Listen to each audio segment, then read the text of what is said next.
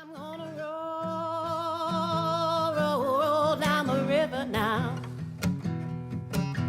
And I ain't taking anybody. Les boys, Oui. on est live. On est live. On est live. Merci Claudia à Régie ce matin. Je sais que tu patines un peu, là. Il y a des matins comme ça. On est avec Pascal Le Boucher, qui s'appelle pas vraiment Le Boucher, finalement, Pascal Hudon. Je l'ai su un matin, ça fait plusieurs semaines, Pascal, que j'entends parler de toi. Mon chum Sébastien, t'es un de ses meilleurs amis. Un de ses top. Je pense que t'es dans le top 3 de ses top friends. Puis là, un matin, il était un peu inquiet. Là, il m'a envoyé des messages. Il dit il dit c'est mon meilleur ami. Puis là, il dit hey, on va bien s'occuper de Pascal Le Boucher, Pascal Hudon. Je savais même pas que ton nom de famille c'était Hudon. Ah ouais, t'es pas le premier. Comme je te disais, le monde pense que c'est juste un drôle de hasard que mon nom de famille, c'est Boucher, puis je pratique le métier de boucher, mais non, c'est vraiment pas ça. Là. C'est pas rare qu'on m'appelle à la boucherie. Oui, je peux parler avec monsieur Le Boucher, s'il vous plaît. Lequel? Il y a une couple de bouchers ici.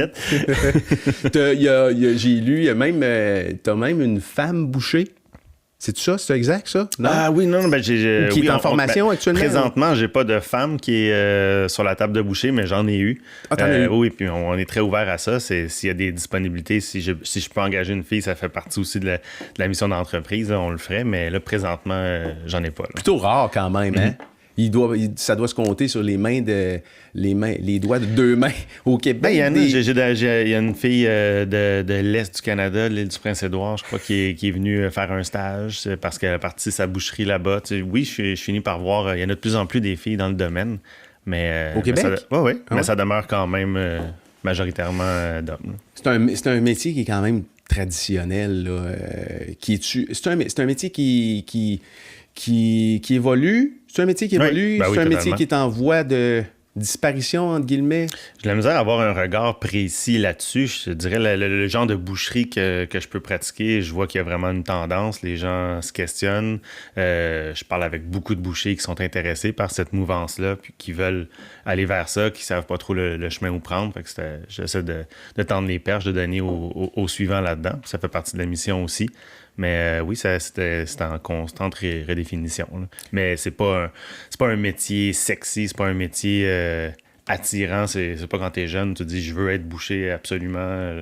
Il y a des connotations de gens qui n'ont pas été à l'école, qui sortent de prison, puis qui sont bouchés, là, mais non, il y a d'autres choses que ça aussi. Oui, puis il y a toute l'image l'image qui vient avec là, de la boucherie, du comptoir de boucherie en arrière en fait, de la boucherie en arrière du comptoir d'une épicerie, puis là les frigos à l'arrière, plutôt plutôt sombre, puis du sang partout, puis il y a comme une image de la boucherie qui n'est pas une super image, mais quand on rentre dans ta place, dans ton univers, je suis allé là quelques semaines, j'ai mangé un super sandwich là, avec, je me rappelle plus ce qu'il y avait dedans, il devait y avoir de la viande dedans. ça c'est sûr. Mais non, mais je pense que c'était quelque chose... le PLB au pain de viande? Oui, tout à fait, au pain. Oui, exactement. Puis quand tu rentres là-dedans, tu te sens un peu chez toi, chez nous, on se sent chez nous, c'est super chaleureux, t'as un espace repas là-dedans. T'es clairement un passionné. T'es pas seulement un boucher, je pense. Es-tu plus... Parce que tu sais, t'as ta propre boucherie qui a pignon sur rue qui est ouverte depuis quoi, 2 ans? Ça va faire 3 ans. 3 ans. T'as connu un succès quand même important dans le sens où ça s'est bâti rapidement. Oui. Et puis, t'as pas le profil typique du boucher. Puis quand on a discuté ensemble la semaine passée, je pense que t'as un côté artistique très, très, très, très fort. Fait que j'ai comme la misère à te mettre dans une boîte. C'est très bien comme ça. C'est-tu correct de même? Ah oui. Non, dans le fond, le projet, je crois, c'est juste l'addition de tout mon passé qui fait qu'aujourd'hui, je me sens profondément à ma place. Il a fallu que je chemine, il a fallu que je me cherche, que j'étudie dans plein de domaines, que j'essaye plein de trucs, que je me connaisse aussi bien. Dans le fond, ce projet-là, je l'ai parti pour être moi-même. C'est tout simple que ça. C'est pour ça que je suis si bien dans ce projet-là. T'as joué de la musique, entre autres, là, parce que t'as fait un crochet vraiment du côté des arts. T'as eu un band. Puis quand tu dis que le cheminement t'a amené jusqu'à t'es aujourd'hui, tu sais, souvent, on répète ça à des jeunes, une passion, ça se trouve pas du jour. Tu peux pas trouver une passion du jour au lendemain. Non, Là. faut Faut que tu cherches. Toi, tu as eu la chance, à quelque part, d'être pratiquement né dans une boucherie. Oui, exactement. Puis la chance d'avoir eu des parents qui m'ont laissé aussi essayer plein de trucs dans mes études, de me soutenir là-dedans. Fait que il y a tout ça qui amène à aujourd'hui. T'es jeune, là, t'as 30... T'as quel âge? 38. T'as 38 ans. Ouais, 38 ans, 3 ans, déjà 3 ans ou 4 ans. 4 ans... Non, ça fait 3 ans qu'on est ouvert. 3 ans. Fait que tu sais, t'es quand même jeune, entre guillemets, là, pour prendre certains risques dans ta vie, parce que tu as pris des risques, on va en jaser tantôt. Es-tu surpris de ce qui s'est passé dans les 3 dernières années? Ben, ça a dépassé mes attentes, oui. Je suis surpris. Il y a une partie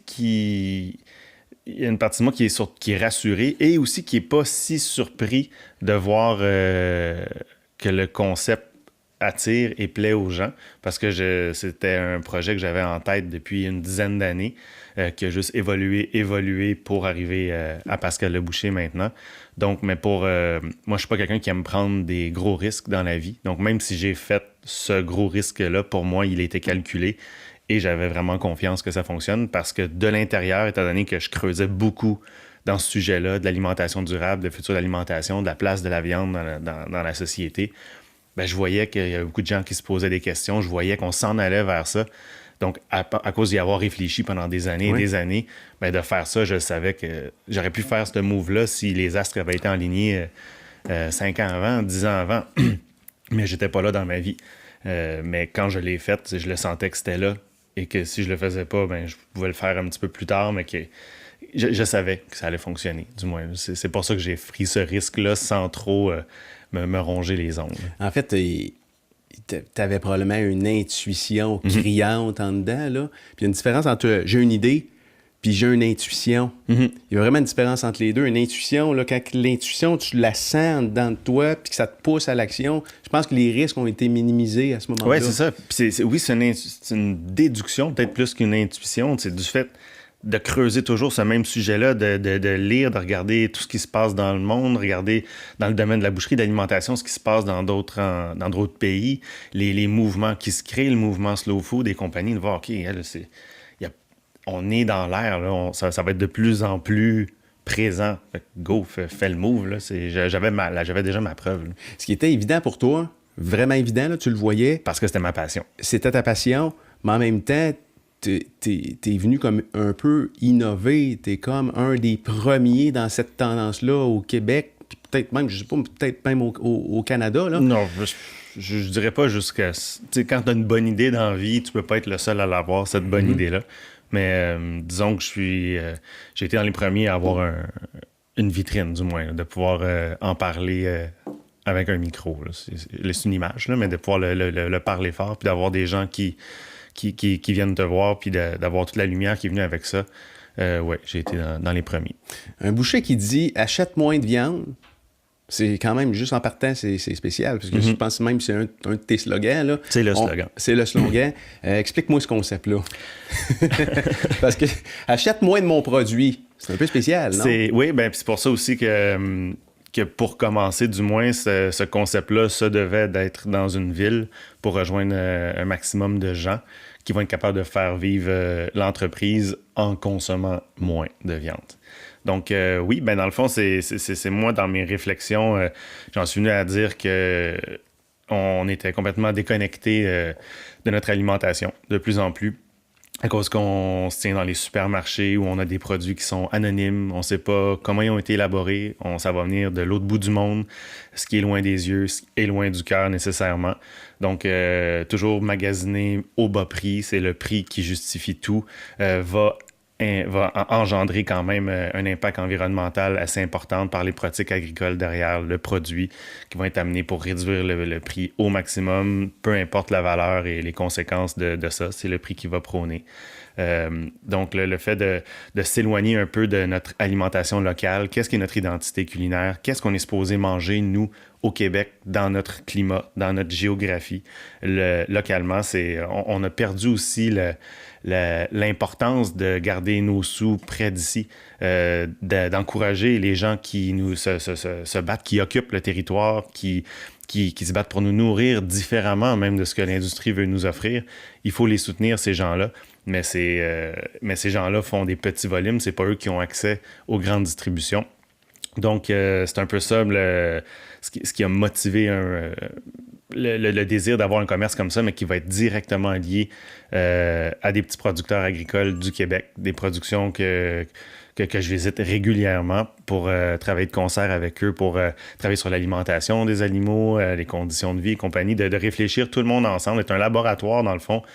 C'est quoi la place de la viande dans le futur? C'est quoi... comment on peut...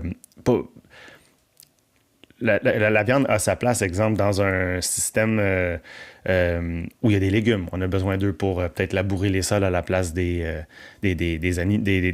tracteurs, je veux dire. On a besoin de leur fumier pour fertiliser les champs, de ramener un peu les animaux dans un équilibre sur une production agricole. Pour moi, ça fait tout son sens. Donc, le fait, je fais une grande parenthèse, mais pour revenir à tout ça, c'est en étant plus conscient des aliments qu'on achète, et c'est quand même quelque chose d'important parce on mange souvent 3 fois par jour. Donc, l'impact, d'où Laura Wardell le dit, acheter, c'est voter. C'est bon dans tout. Oui, là, je parle de bouffe, moi, mais après ça en prend d'autres pour en parler dans le vêtement, dans n'importe quel... Ouais. C'est bien beau aller voter en politique 1 fois aux 4 ans, mais où on choisit de dépenser nos sous a encore plus d'impact. Si on décide d'arrêter d'acheter de la merde, ben ceux qui produisent la merde vont arrêter d'en produire, ils n'auront pas d'acheteurs. Fait que c'est ça qu'il faut que les gens se conscientisent et comprennent le pouvoir du 1. Donc, le projet de Pascal Leboucher, c'est ça, c'est de donner beaucoup d'informations aux gens sur la provenance des aliments, oui. de mettre des visages derrière leur alimentation.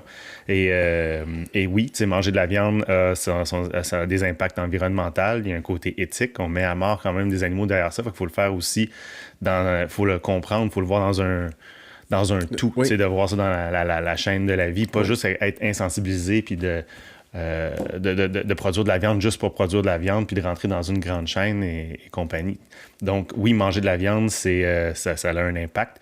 Donc, de regarder l'impact environnemental, de regarder les conditions animales, de comprendre tout ça. Donc, et même pour notre santé, en bout de ligne, il faut en manger moins de la viande. Mais quand on en mange, ben on se questionne d'où ça vient puis on en mange la bonne. Puis oui, ça se reflète. La viande va être un petit peu plus dispendieuse qu'au supermarché.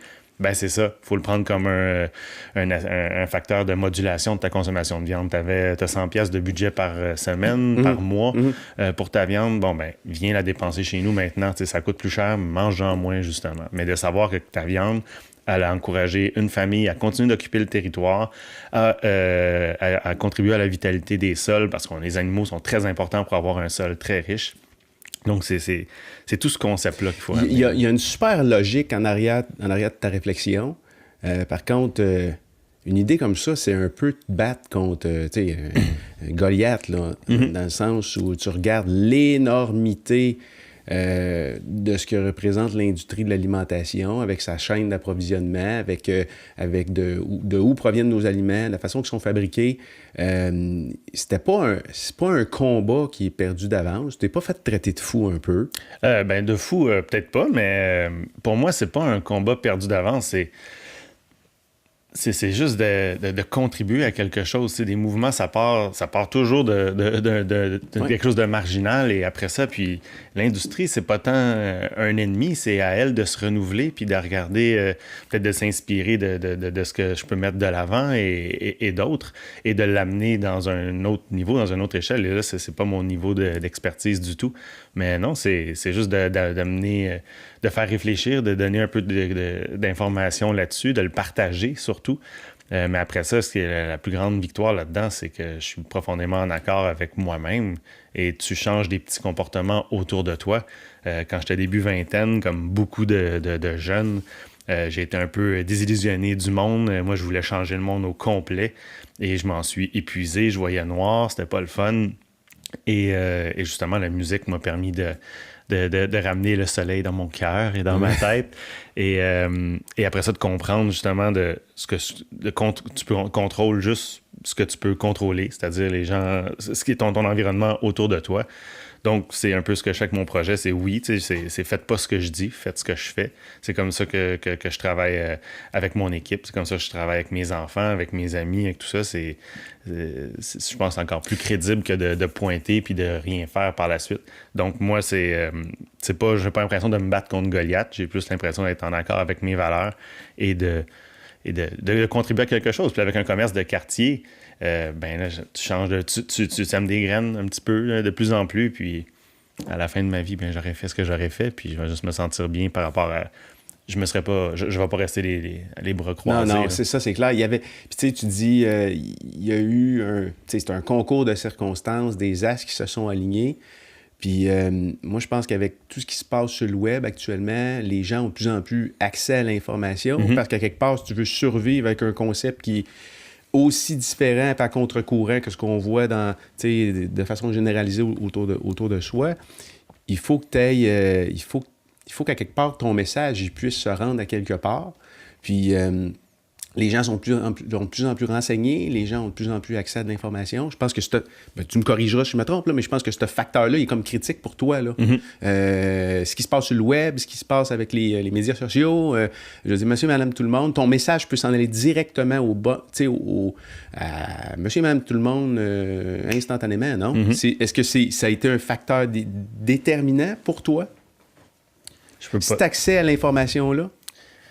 Ben, ça fait partie de la globalité de tout ça. Je peux pas dire que ça a été un facteur déterminant, mais de juste conscientiser les gens dans leur action, puis de pouvoir communiquer aussi, de rajouter de l'information, une autre couche de sens avec tout ça, c'est tout ça qui fait que ça fonctionne.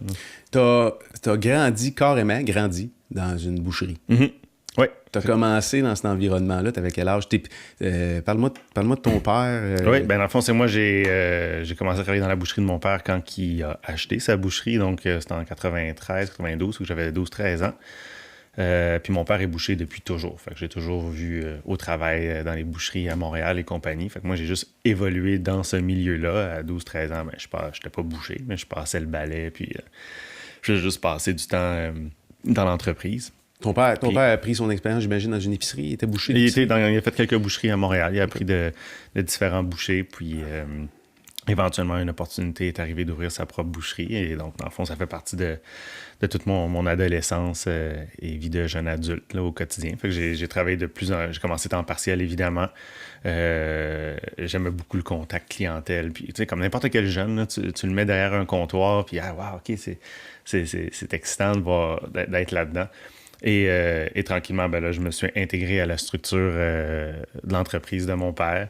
Des fois, je voulais, des fois, je voulais pas. Ça m'a quand même inculqué des valeurs de persévérance, de travailler un petit peu plus dur pour tes sous et compagnie. Fait que ça m'a quand même donné un bagage pour le reste de ma vie. Oui. Puis... Fait que j'ai travaillé à temps partiel tout le long du secondaire. Et après ça, dans la suite, dans tout mon parcours, ça a toujours été un travail à temps partiel, temps plein, tout le long de mes réflexions. Oui, puis t'as vu à quelque part l'entrepreneuriat se dérouler sous tes yeux.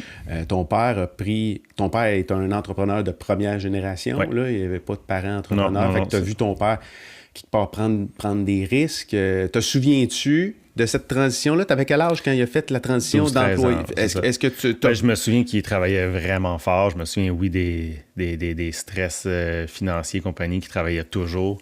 On a vu, on voyait moins notre père, quoi qu'il n'était pas un père absent aussi, mais on voyait qu'il revenait de travailler, il était fatigué, il était beaucoup là-bas. C'est beaucoup d'énergie partir une entreprise. Je l'ai vu. Puis en plus, la boucherie de mon père a déménagé 2 autres fois. Donc moi, j'ai assisté à ouvrir 3 entreprises avant d'ouvrir la mienne. Donc c'est un bagage intéressant qui m'a été apporté aussi. Mais oui, je me souviens de cette période-là.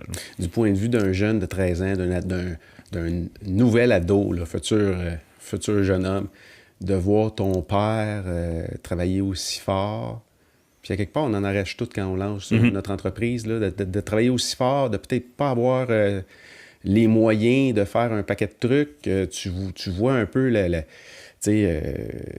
l'effort et l'énergie qu'il met dans son entreprise. Tu te rappelles-tu comment tu vivais ça personnellement? Ben, je trouvais que c'était intense pas mal. Tu sais, travailler Tu autant comprenais-tu? Est-ce que tu comprenais ce qui se passait? Ou... Ben, je comprenais qu'il démarrait quelque chose. Je comprenais que ça allait être difficile, qu'il fallait s'investir pendant une couple d'années. Ça, je le voyais, tu sais, mais c'est... Comprenais-tu son choix? Oui. Tu penses? Oui, il y avait une belle opportunité, puis c'est ce qu'il voulait faire, puis oui, tu sais, oui, tu sais, je le comprenais, tu sais, c'est juste, je voyais aussi, tu sais, à quel point, puis là-dedans, c'est la boucherie a ouvert avec la naissance de ma petite sœur aussi, fait que là, c'était intense, pareil, là, avec un petit bébé naissant à la maison, et c'est mon père et Joanne, ma belle-mère, qui ont parti ça aussi avec un autre associé. Fait que dans le fond, c'était un couple qui venait d'avoir un bébé, qui ouvre une entreprise en même temps. Oh. Fait que ça a été... ouais, j'ai vu l'impact quand même, pour le meilleur et pour le pire, d'une entreprise dans une petite vie familiale de 3 enfants. Okay. La boucherie était où? À l'Île-Bizarre. À l'Île-Bizarre. Oui, dans l'ouest de Montréal. OK. Fait que c'était une boucherie traditionnelle qui n'a rien à voir avec le concept que tu as aujourd'hui. Là. Ben, au départ, c'était vraiment très conventionnel. Ouais. Très conventionnel. Puis, il y a eu des phases pour toi dans cette boucherie-là. Fait que tu as commencé tout jeune. Puis je pense que quand tu as quitté, entre guillemets, la boucherie, tu étais quoi? Tu gérais la boucherie? Tu étais un gérant. Est-ce que il y a eu des phases où tu as quitté la boucherie? Oui, bien, c'est ça. C'est que ça a été Avant que tu quittes? Je l'ai résumé tantôt très brièvement, là, parce que c'est quand même une longue échelle de temps. Parce que, tu sais, comme je te disais, j'ai étudié dans plein de domaines, je me suis cherché beaucoup, puis la boucherie a toujours été là pour me permettre de faire mes tests, puis d'avoir toujours une petite rentrée d'argent, puis même de moduler l'horaire du travail en fonction de moi, mes besoins, où j'étais rendu dans Je suis curieux, tu es étudiant en quoi? Parce que quand tu j'étais dis au que tu as essayé secondaire, plein de choses, ouais. puis à quelque part, plein de choses-là ont comme un peu pavé la voie à quitter aujourd'hui. Ouais. Ben, j'ai commencé, quand j'ai fini le secondaire, déjà au secondaire, je savais que mon métier devait aider à changer des choses, à créer des bons comportements, aider les autres, faire quelque chose de plus grand que moi. Tu sais, mon métier doit permettre de... C'est ça, tu sais, de travailler, de contribuer à quelque chose de plus grand que moi, de faire partie de quelque chose. Moi, c'était ça, mais c'était juste ça que je savais. Ça sort de où, cette personnalité-là? Je sais pas. Est-ce que tes parents sont comme ça? Non, pas nécessairement. Non? Je sais pas. Je sais... Je parte en psychanalyse, je sais pas. C'est pas? Je sais pas pourquoi. J'avais besoin... Peut-être, j'ai jamais eu un grand cercle d'amis quand j'étais jeune. J'étais pas le rejet, j'étais pas le gars populaire. J'étais comme dans une classe, dans un no man's land entre les deux. Ça vient peut-être de là, je sais pas. Juste de faire le bien. À la fin du secondaire, je faisais partie de tous les comités administratifs internationales, aider les itinérants. Je faisais tout ce que je pouvais. Mais je me suis jamais questionné pourquoi. Je voulais ça. Donc, j'ai décidé de partir. Au début, je voulais être psychologue. Je sais pas pourquoi. Je voulais essayer ça. Fait que je suis arrivé au cégep pour faire un pré-universitaire pour me rendre en psychologie rendu à l'université. Et de là, j'ai commencé à m'amuser en théâtre, faire de l'art dramatique. Avec des amis là-bas. On a monté 4 pièces et là, j'ai vraiment découvert une passion pour le théâtre, pour le spectacle. Donc, j'ai fait, au diable la psychologie, je m'en vais en dramatique. Fait que je suis allé m'inscrire au cégep en art dramatique. Et j'ai été là-dedans. J'ai complété le DEC. Mais en évoluant là-dedans, j'ai aussi, j'ai réalisé que je me sentais pas... j'avais de la misère à intégrer les personnages. Je me sentais peut-être pas assez mature. Tu parlais de maturité tantôt, mais à ce moment-là, je sais pas, il y avait de quoi qui me bloquait. Et j'ai commencé aussi à faire de la percussion à ce moment-là, puis de la percussion brésilienne. Ça m'a vraiment grisé beaucoup. J'ai aimé ça. Puis déjà au secondaire, je faisais un petit peu de batterie. Tout ce qui était l'aspect percussif m'attirait beaucoup. Donc j'ai commencé aussi à temps partiel à faire un peu de percussion, mais je savais pas trop où je m'en allais avec tout ça. Et j'ai pris, vu que je savais pas trop où je m'en allais, justement à la fin de mon décor dramatique, mon père a dit « Viens donc essayer un an à boucherie temps plein. voir si tu voudrais prendre la relève. Là, j'avais 21 ans. Donc, je savais pas trop où je m'en allais. Bon, ben, essayons-le. Fait que j'ai pris une année sabbatique. J'étais allé à la boucherie de mon père pour 1 an. Mais après quelques mois, déjà, je savais que c'était trop jeune. Déjà de penser, OK, c'est fini. J'embarque dans le système. Puis, non, même, non, plus que ça, c'est fini. Je m'engage, je commence à payer, à ramasser des sous pour acheter la boucherie de mon père plus tard. À début vingtaine, commencer à avoir des économies pour payer une boucherie alors que tu n'étais pas sûr de vouloir. Non, tu cherches encore à 20 ans. Fait que c'est comme devenu trop lourd. OK, non, il faut. Fait que finalement, j'ai dit non, ça sera pas ça. Et là, je suis allé étudier en kinésiologie. Parce que j'ai vu ma petite sœur, justement, qui est née avec la boucherie, j'ai vu que mes parents étaient très occupés avec le travail. Donc, souvent, Joanie, elle pouvait se faire garder et compagnie. Et avec tout ça, se retrouver seule à la maison, mange mal et compagnie, faire pas de sport, elle est devenue quand même obèse à cet âge-là. Donc, moi, ça m'a sensibilisé. Je voulais aider les jeunes à bouger, arrêter de regarder la télé, sortir dehors, C'est pour ça que je suis allé en kinésiologie. Donc, rendu en kinésiologie, ben là, je voyais que j'étais un peu un des seuls avec cet intérêt-là. Moi, je voulais faire bouger les gens et compagnie, puis je voyais que ceux à qui j'étudiais, c'était plus des gens qui voulaient s'ouvrir des gyms, qui avaient des gros muscles, puis je me tenais... Tu te retrouvais pas là-dedans, là? Oui, tu sais, j'avais 2-3 amis un petit peu plus proches dans le bac, mais je trouvais que c'était... Puis j'étais un petit peu... quand je parlais d'une petite dépression, j'étais un peu là-dedans aussi, je voyais... Je suis pas quelqu'un qui aime le conflit, qui va dire ses opinions fort, puis mais ceux qui se souviennent de moi à ce bac-là, j'étais un petit peu le mouton noir, je pouvais prendre position, argumenter avec le prof en avant, je l'ai dit, puis je me reconnais même pas. T'sais. Mais j'étais comme ça, donc après une session, j'ai lâché ça, ça allait plus bien, la boucherie, ça me tentait pas, kinésiologie, ça me tentait pas.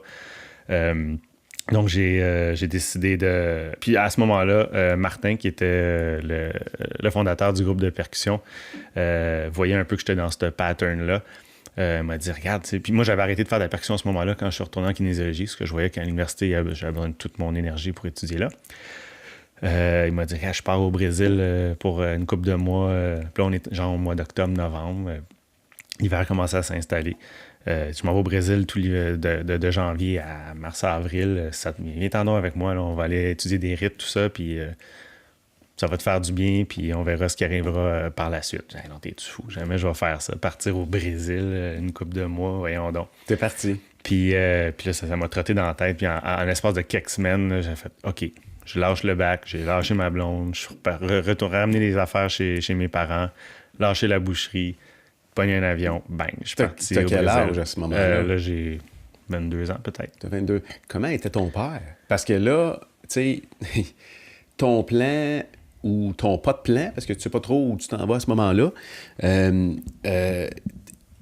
Excuse-moi de la misère avec mon micro.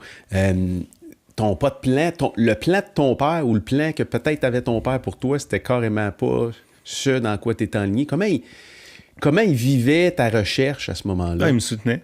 Puis je peux parler de Joanne aussi. Là. Oui. Ouais.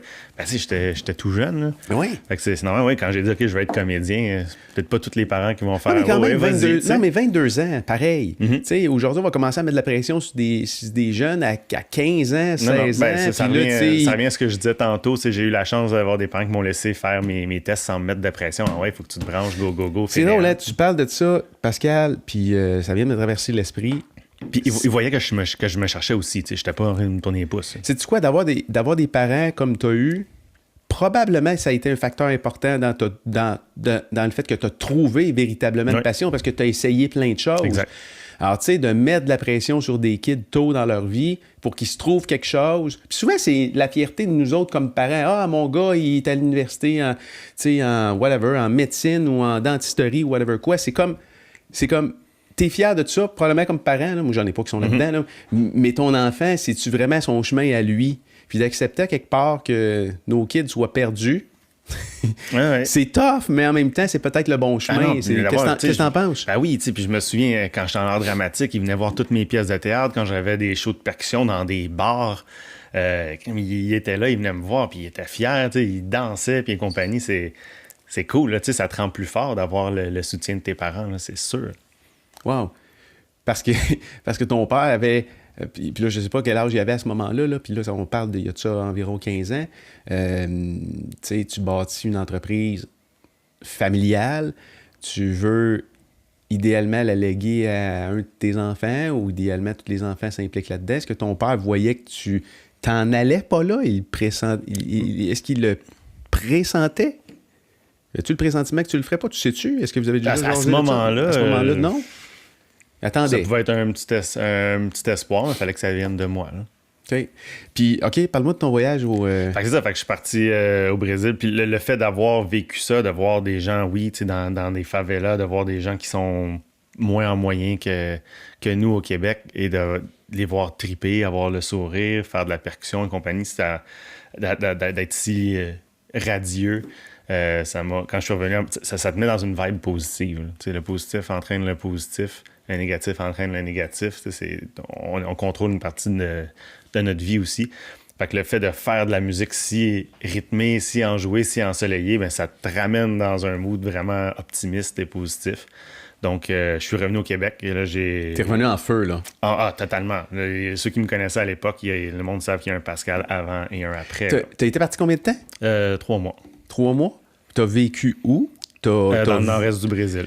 Okay. Majoritairement. Là, c'était là, on s'est loué des appartements. Puis, T'es allé sur tes économies ou tu t'es généré des revenus là-bas? Non, sur mes économies. OK. Ouais. Puis, c'est ça. Puis en revenant, ben là, je me suis investi plus dans le band de percussion. Je suis devenu chef d'orchestre avec Martin. On a fondé une école de percussion. J'ai peut-être développé de plus en plus aussi des notions de leadership à ce moment-là.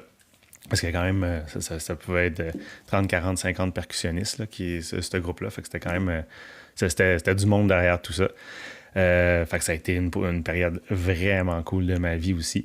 Puis, mais en évoluant là-dedans aussi, je m'identifiais moins. Puis là, je me disais, je voyais que les gigs payantes, c'était pas nécessairement ça qui me faisait triper. Si je voulais faire vraiment de l'argent, il fallait que j'aille jouer dans les bars torse nu, faire triper les gens dans les raves, dans les bars, faire de la musique qui m'attirait pas tant que ça. Oui, il y a moyen d'en vivre, mais je pense que j'avais pas le feu assez. Fallait que tu fasses plaisir tout le monde, mais pas toi, genre. Ouais, puis dans tout mon cheminement aussi, faire la pute, c'était impossible. Jamais je vais faire ça comme aujourd'hui. Non, ça, c'est clair. Fait que ça l'a vraiment nourri mes décisions là-dedans. Donc, j'ai fait de la percussion pendant 4-5 ans en pensant en vivre aussi un jour. J'ai touché à d'autres types de percussions, le reggae, la percussion africaine, péruvienne. On se promenait avec cubaine. Ça a été bien le fun. Puis à un moment donné, la vie a fait que, puis là, je travaillais aussi à temps plein à la boucherie. Mon père m'avait permis d'avoir un horaire qui me permettait d'aller faire les shows, partir en tournée et compagnie. Si la boucherie, elle me permet de faire de la musique, je suis resté à la boucherie. C'était pas tant la passion de la boucherie, c'était plus ça, ça me permet de faire de la musique. Et là, je voyais que la musique, c'était pas ça finalement. J'avais essayé la psycho, l'art dramatique, la musique, kinésiologie. OK, qu'est-ce qui met l'environnement m'a toujours habité aussi. T'sais. Fait que j'ai, go, je suis allé m'inscrire à l'université en environnement. Sans aucun but. Je vais nourrir mon cerveau, puis je verrai les rencontres que je vais faire. Là, t'as quoi, 26? Là, je dois avoir... 27? Ouais, c'est ça, c'est en plein ça. Oh. Ouais. Fait que peut-être même 25. Tu ressentais-tu cette pression sociale-là de te trouver une place? Ou t'es jamais ça embarqué ça m'a pas marqué. T'es jamais embarqué là-dedans? Sûrement, le petit hamster se faisait aller, mais j'ai de la misère, ça évoque pas un souvenir précis pour moi, ce que tu dis là. Mais peut-être, mais ça m'a pas rendu malade. Non, c'est ça, t'as pas vécu cette anxiété-là, de faut que je me trouve une place. Non, mais parce que j'étais capable d'avoir un regard critique sur moi-même. J'étais pas chez nous à jouer des jeux vidéo, puis pas sortir, puis rien faire. Là. J'étais toujours en action pour, si j'avais développé un petit intérêt, je voyais que je gribouillais sur un bout de papier. Je vais me suivre des cours de dessin. C'est pas ça que j'ai fait, là, mais c'était comme ça que je faisais mon cheminement. Je voyais que j'avais un petit intérêt, que je focusais sur quelque chose. Creusons plus. C'est ça qui permet de tourner les pages puis de continuer d'avancer. Oui, puis d'avancer puis de préciser ce que t'aimes. Parce que moi, je pense qu'à quelque part, quand tu précises toujours, tu cherches ce que t'aimes puis que tu tu viens pinpointer ou préciser dans ce que tu aimes, tu continues à creuser, tu vas finir par trouver c'est quoi ta passion. As-tu fini ton bac en environnement? Non. Qu'est-ce que tu as comme papier, finalement? Ah, pas grand-chose. J'ai mon bail, là. Fait que... Ça, c'est une autre affaire qui est le fun d'entendre, parce que si t'as 16-17 ans, puis ou t'as 25, puis tu regardes l'émission, tu sais, le succès, tu peux y donner la définition que tu veux. Totalement. Puis, tu sais, le papier, oui, est important, mais es-tu vraiment important au point où c'est décisif dans ta vie? Ouais, tu sais, essaye des choses. Il y a certains chemins que, oui, le papier est vraiment important, comme quand j'étais en psychologie, tu sais, j'étais quasiment rendu à la fin, fait que même si je savais que c'était plus mon chemin, je l'ai fini, je vais le prendre, le papier. Art dramatique aussi, là, après 3-4 sessions, je savais que c'était fini. Mais là, je suis rendu à la fin. Je suis allé chercher mon papier. Mais là, ça me sert plus à rien, ce papier-là, mais c'est pas grave. Oui, c'est le fun aussi de sentir que t'es allé au bout.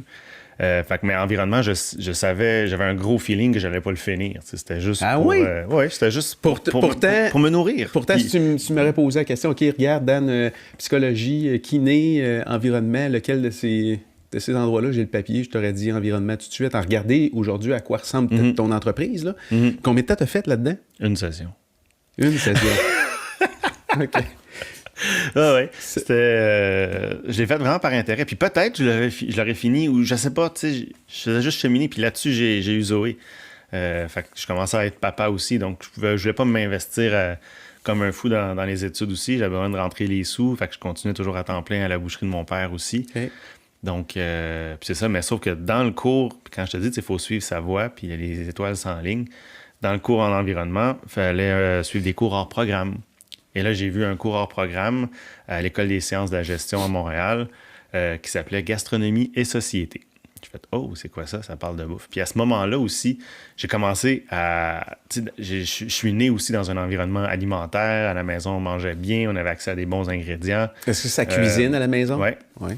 Donc, fait que j'étais déjà là-dedans, tu sais, mais sans en avoir une grande passion. Mais là, j'ai commencé à découvrir un peu plus la fine cuisine aussi vers 24-25 ans. J'étais allé, je me souviens pour mes 25 ans, ma blonde de l'époque, elle m'avait amené à l'auberge L'eau à la bouche. Ouais. Qui est fermé maintenant, qui est à Sainte-Adèle.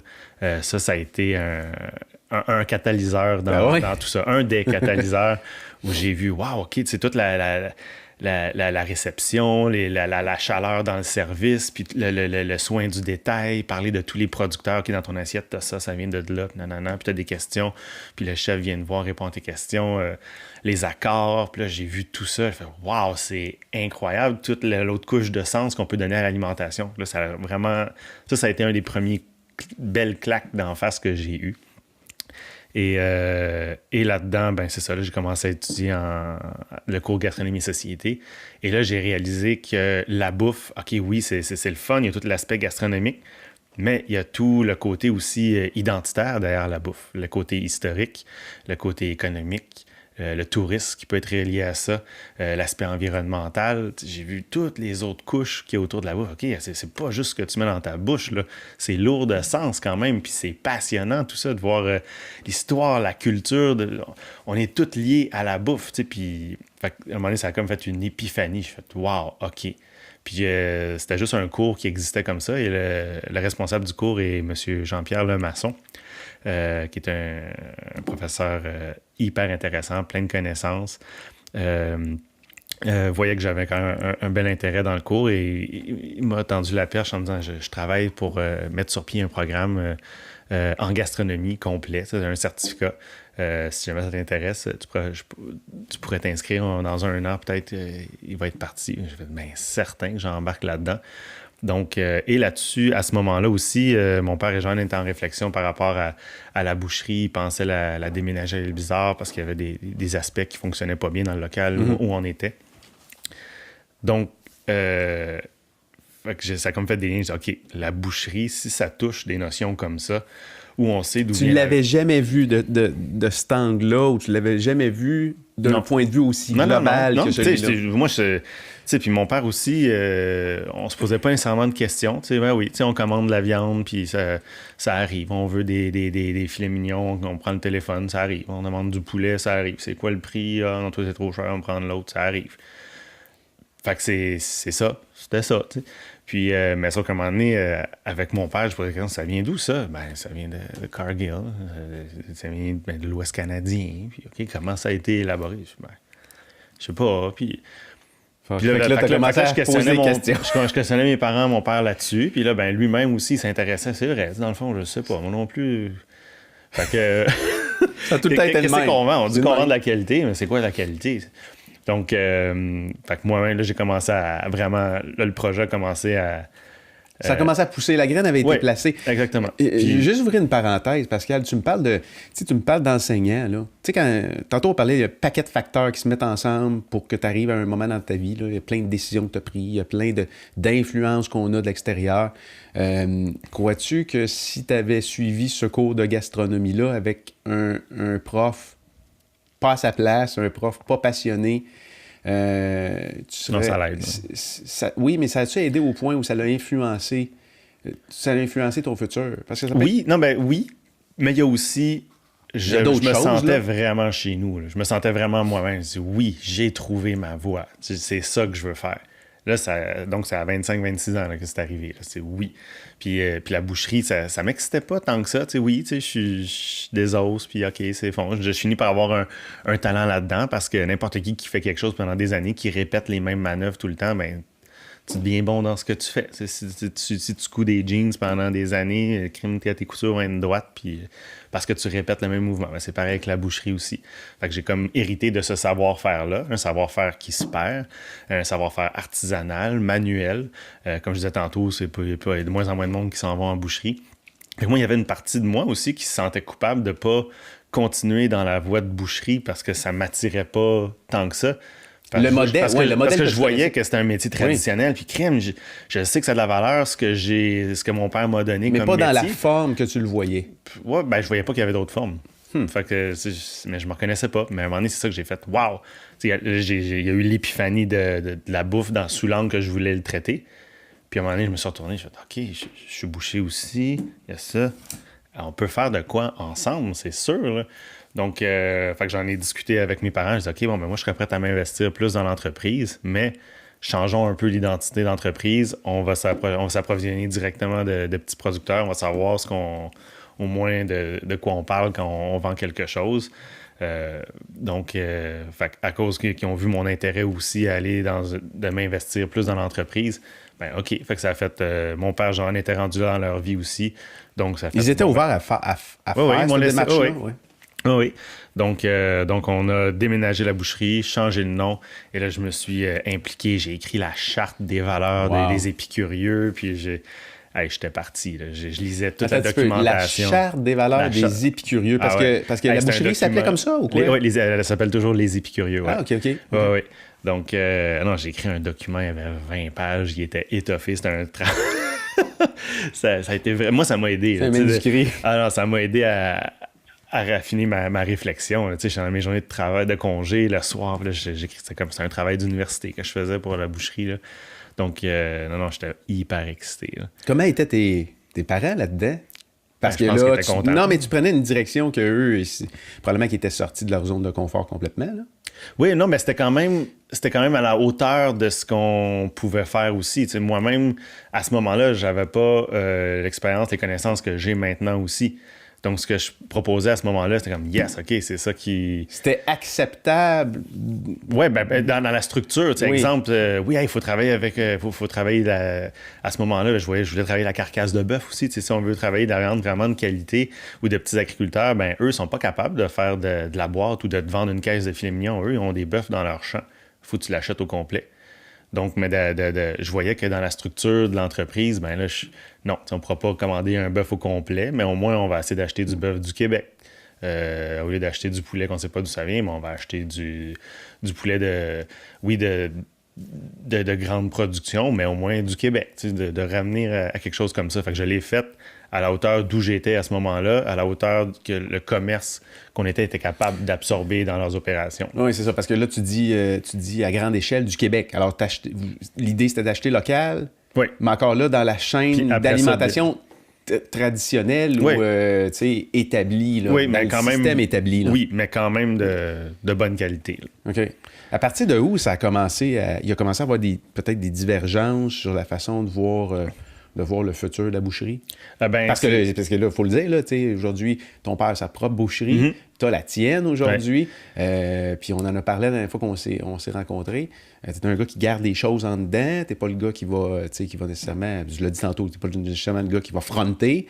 Fait que cette transition-là, on pourra peut-être en parler cette temps, mais elle a été plutôt, pour toi, personnellement, probablement pour la famille, ça a été peut-être difficile, là. Mais qu'est-ce qui s'est passé? À partir de où tu dis, là, wow, attends un peu, on n'a plus les mêmes visions? Ben, c'est comme dans n'importe quelle passion. On finit par être de plus en plus pointu, de plus en plus raffiné, clair dans son idée. Donc, moi, OK, c'est le fait d'avoir déménagé la boucherie, ça m'a ouvert un autre monde de possibilités. Oui. Mais là, plus j'avançais là-dedans, plus je voyais que c'était pas assez. Puis je voulais encore plus, puis je voulais encore plus. Puis là, je voyais que les choix... Donne-moi un exemple, donne-moi des exemples. Ben, exemple, c'est ça, du bœuf... parlons des ruminants, les bœufs. Pour moi, un bœuf, ça a un sens quand il est au pâturage. C'est-à-dire qu'il va manger de l'herbe fraîche, qu'il ne mangera pas de céréales dans son alimentation. C'est un des problèmes de l'empreinte environnementale de la consommation de bœuf. C'est à cause que les bœufs, ils seront pratiquement pas ou pas au pâturage, vont être à l'intérieur. Quand ils vont manger énormément de céréales, parce que dans les céréales, tu as énormément d'énergie. C'est là que tu vas développer de la masse rapidement, que ça va coûter le moins cher. Donc, un bœuf, c'est un ruminant, il est supposé manger de l'herbe, du foin, comme je disais. Dans un de tes textes que j'ai vu, excuse-moi, Pascal, à quelque part, tu dis un cochon, c'est un cochon. C'est supposé fouiner. C'est supposé être sale, il est supposé se foutre le nez un peu partout. Puis un cochon, c'est un cochon. Laisse-les être un cochon. Laisse-les triper avec ses amis cochons. Ouais.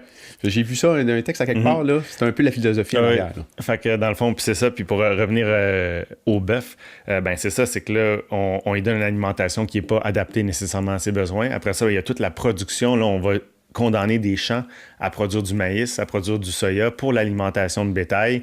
Mais on mange tellement de bœuf, tellement de viande qu'il faut en produire du maïs, il faut en produire du soya.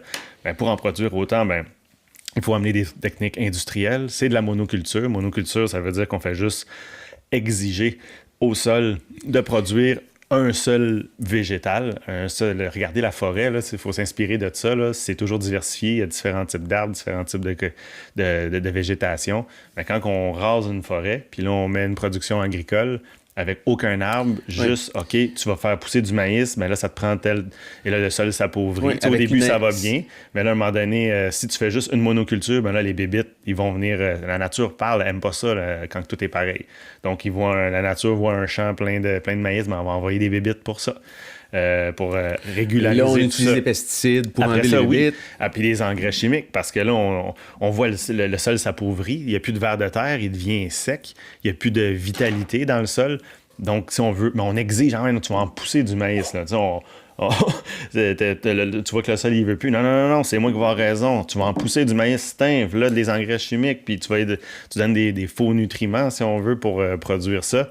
Donc là, on prend des sols agricoles qui pourraient nourrir des gens avec des légumes, des fruits pour la consommation humaine, mais là, on va faire une monoculture intensive avec tout l'impact environnemental, les pesticides, tout ça s'en va dans le sol, par ruissellement, dans les cours d'eau, pollue les cours d'eau, tous les problèmes d'algues vertes, on peut partir dans des... En fait, tu es en train de résumer, là, quelque part, l'impact environnemental de consommer de la viande dans le procédé de fabrication qui est carrément ça, traditionnel de toute cette industrie-là. Là. C'est pour ça qu'on entend dire que à quelque part, c'est pas écolo de manger de la viande. Puis c'est aussi à quelque part un des principaux arguments pour lequel le monde passe du carnivore au...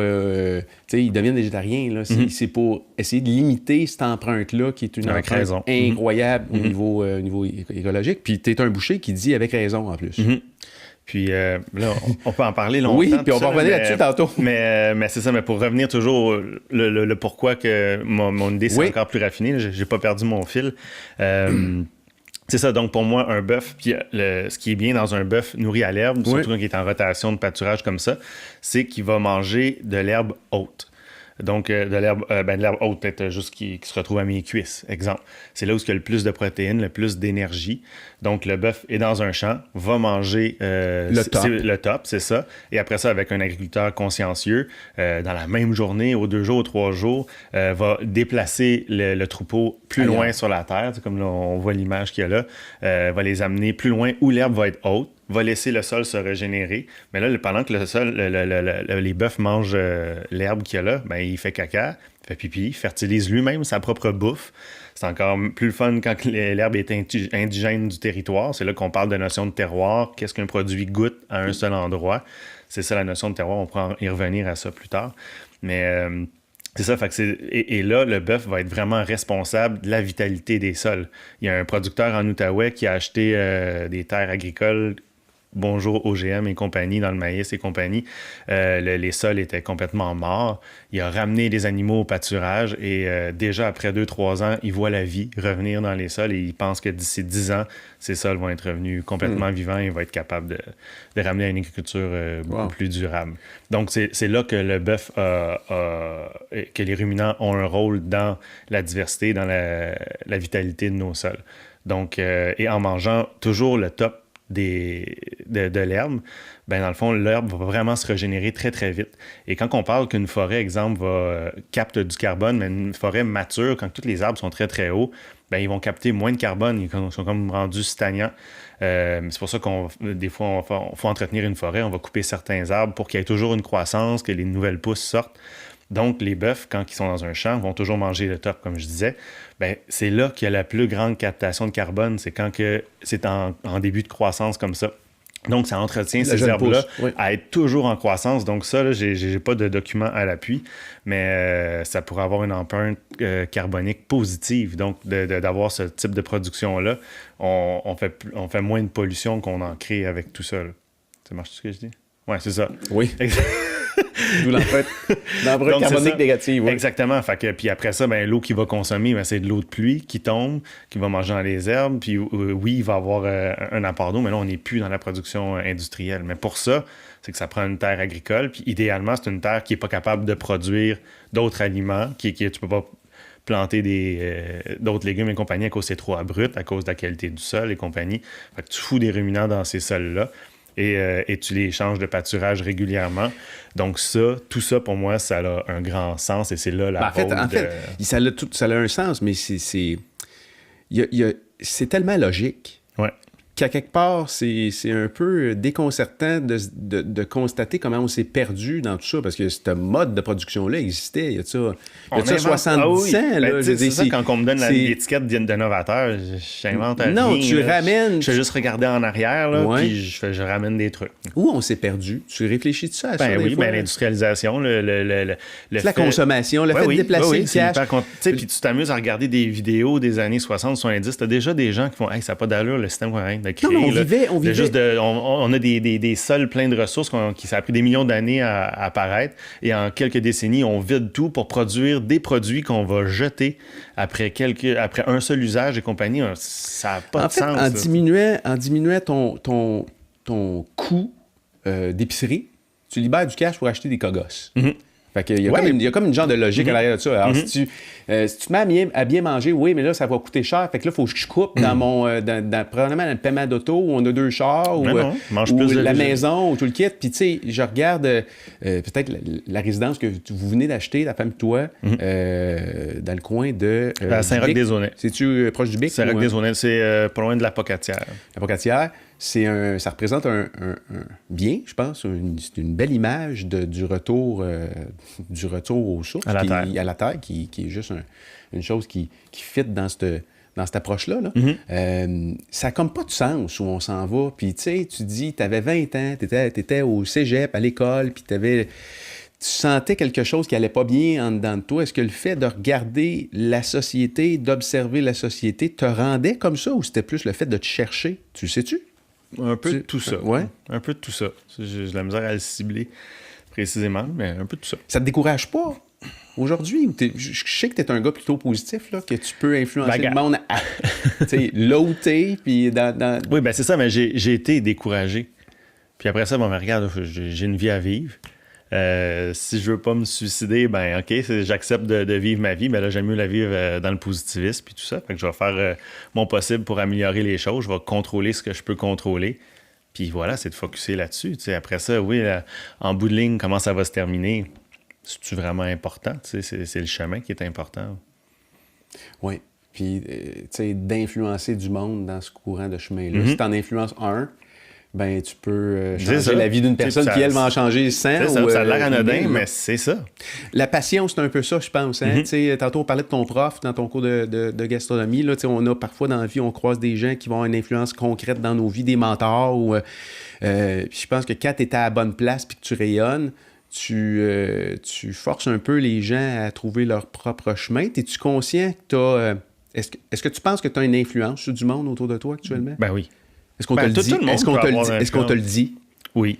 Oui. Non, puis c'est une des raisons qui fait que je me sens profondément à ma place, que j'ai des papillons quand je vais travailler, que j'ai des papillons de vivre ma vie, là, en bout de ligne. Pour moi, je me suis créé ma propre définition de richesse, puis c'est ça. C'est de se coucher, sentir qu'on est utile, sentir qu'on contribue à quelque chose.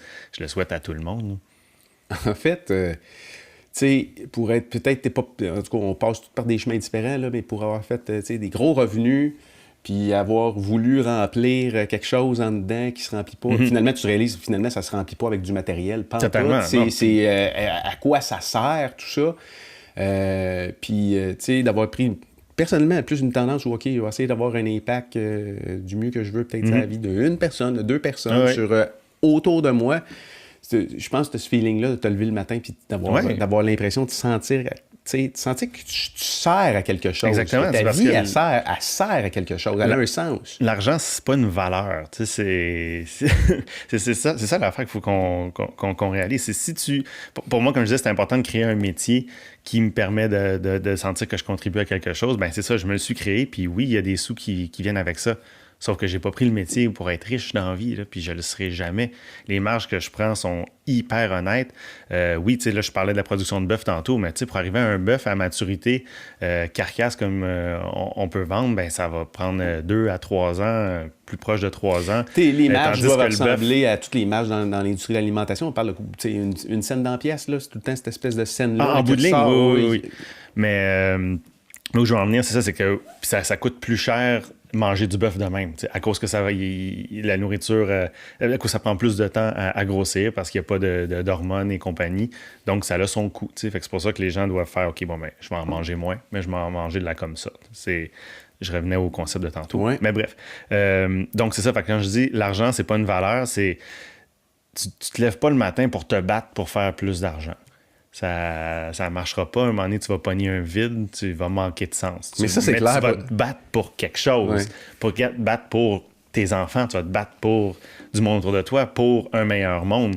Puis c'est comme ça que je construis mon équipe aussi. Il n'y a personne qui va venir travailler en espérant faire full d'argent dans l'alimentation. Les marges sont basses, justement, parce qu'on veut démocratiser et rendre accessible l'alimentation à tout le monde. Fait que c'est pour ça qu'il n'y aura jamais des salaires faramineux à faire dans l'alimentation, mais il y a de quoi en vivre. Ça, c'est bien correct. Tout dépend c'est quoi tes besoins dans la vie.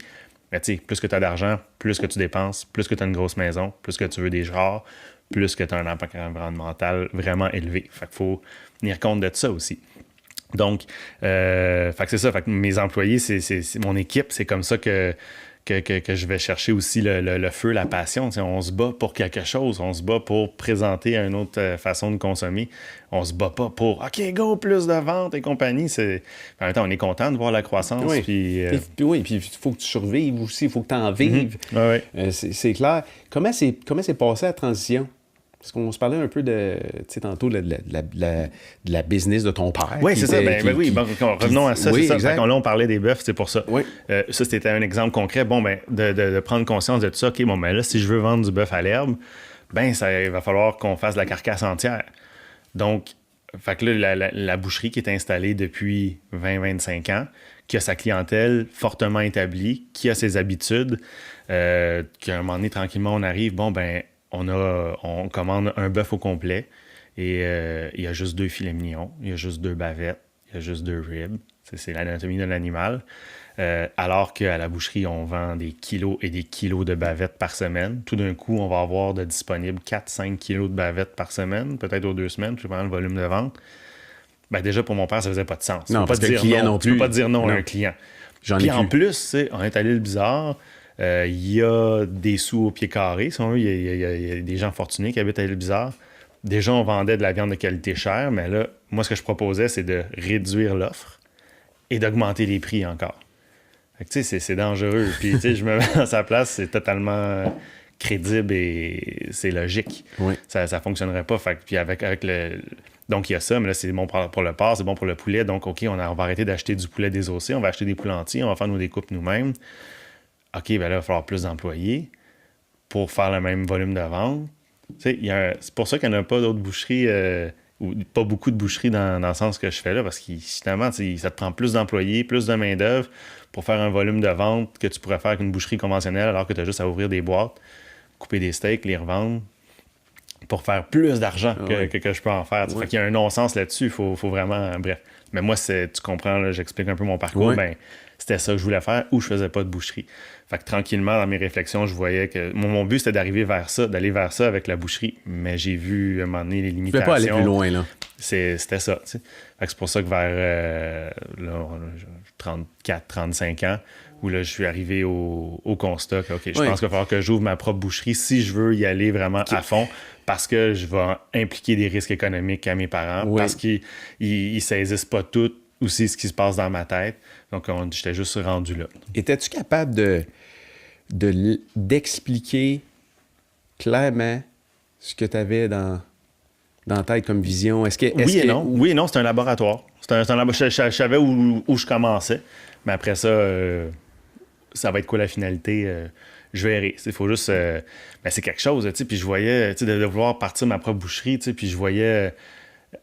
Ma sécurité dans la boucherie familiale, c'est quand s'il y a un problème, ben, en bout de ligne, oui, j'en gère des trucs en étant gérant, mais en bout de ligne, s'il y a quelque chose que je suis pas capable de répondre, ben, pas, veux-tu gérer monsieur ici ou la telle situation? C'est pas moi qui réponds à la fin. Mais là, de faire, OK, là, je me retrouve vraiment, c'est moi qui dois répondre de tout. Oh, ça stresse, c'est un petit peu plus stressant. Puis après ça, OK, là, il faut que j'explique c'est quoi le type de boucherie que je veux faire, pourquoi je veux le faire, nan. Là, il faut que je l'articule. Puis là, je vais être confronté. Puis on va me poser des questions. Puis il faut que je sois crédible dans ce que je fais. Fait que tout ça, ça m'angoissait aussi. Fait que c'est pour ça que j'ai pris 2 ans de ma vie avec ma blonde à réfléchir aussi à tout ça. Elle travaille dans le milieu aussi, pas dans la boucherie du tout, mais dans l'alimentation et nutritionniste. Mais sa passion, c'est vraiment d'amener les gens sur les lieux agricoles, de parler comment les aliments sont faits, d'acheter local, d'acheter bio, expliquer le pourquoi, mais tout ça dans une expérience de plaisir. Donc, autant par ses écrits, par ses actions sur les lieux agricoles. Une des choses qui la passionne beaucoup présentement, c'est ses événements Prenez le champ, où elle rend accès à créer des rencontres privilégiées avec des agriculteurs. Donc, c'est des agriculteurs qui sont choisis par la façon qu'ils travaillent. Elle fait des petits groupes de peut-être 30 personnes maximum parce qu'elle veut des rencontres de qualité. On prend rendez-vous avec l'agriculteur. On a une visite de la ferme. On pourra avoir un geste, une action à faire. Si on est dans une fromagerie, on va faire un peu de fromage, exemple. Si on est dans une ferme d'asperges, on va cueillir des asperges. Bref, d'amener les gens à la ferme, de vivre un beau moment.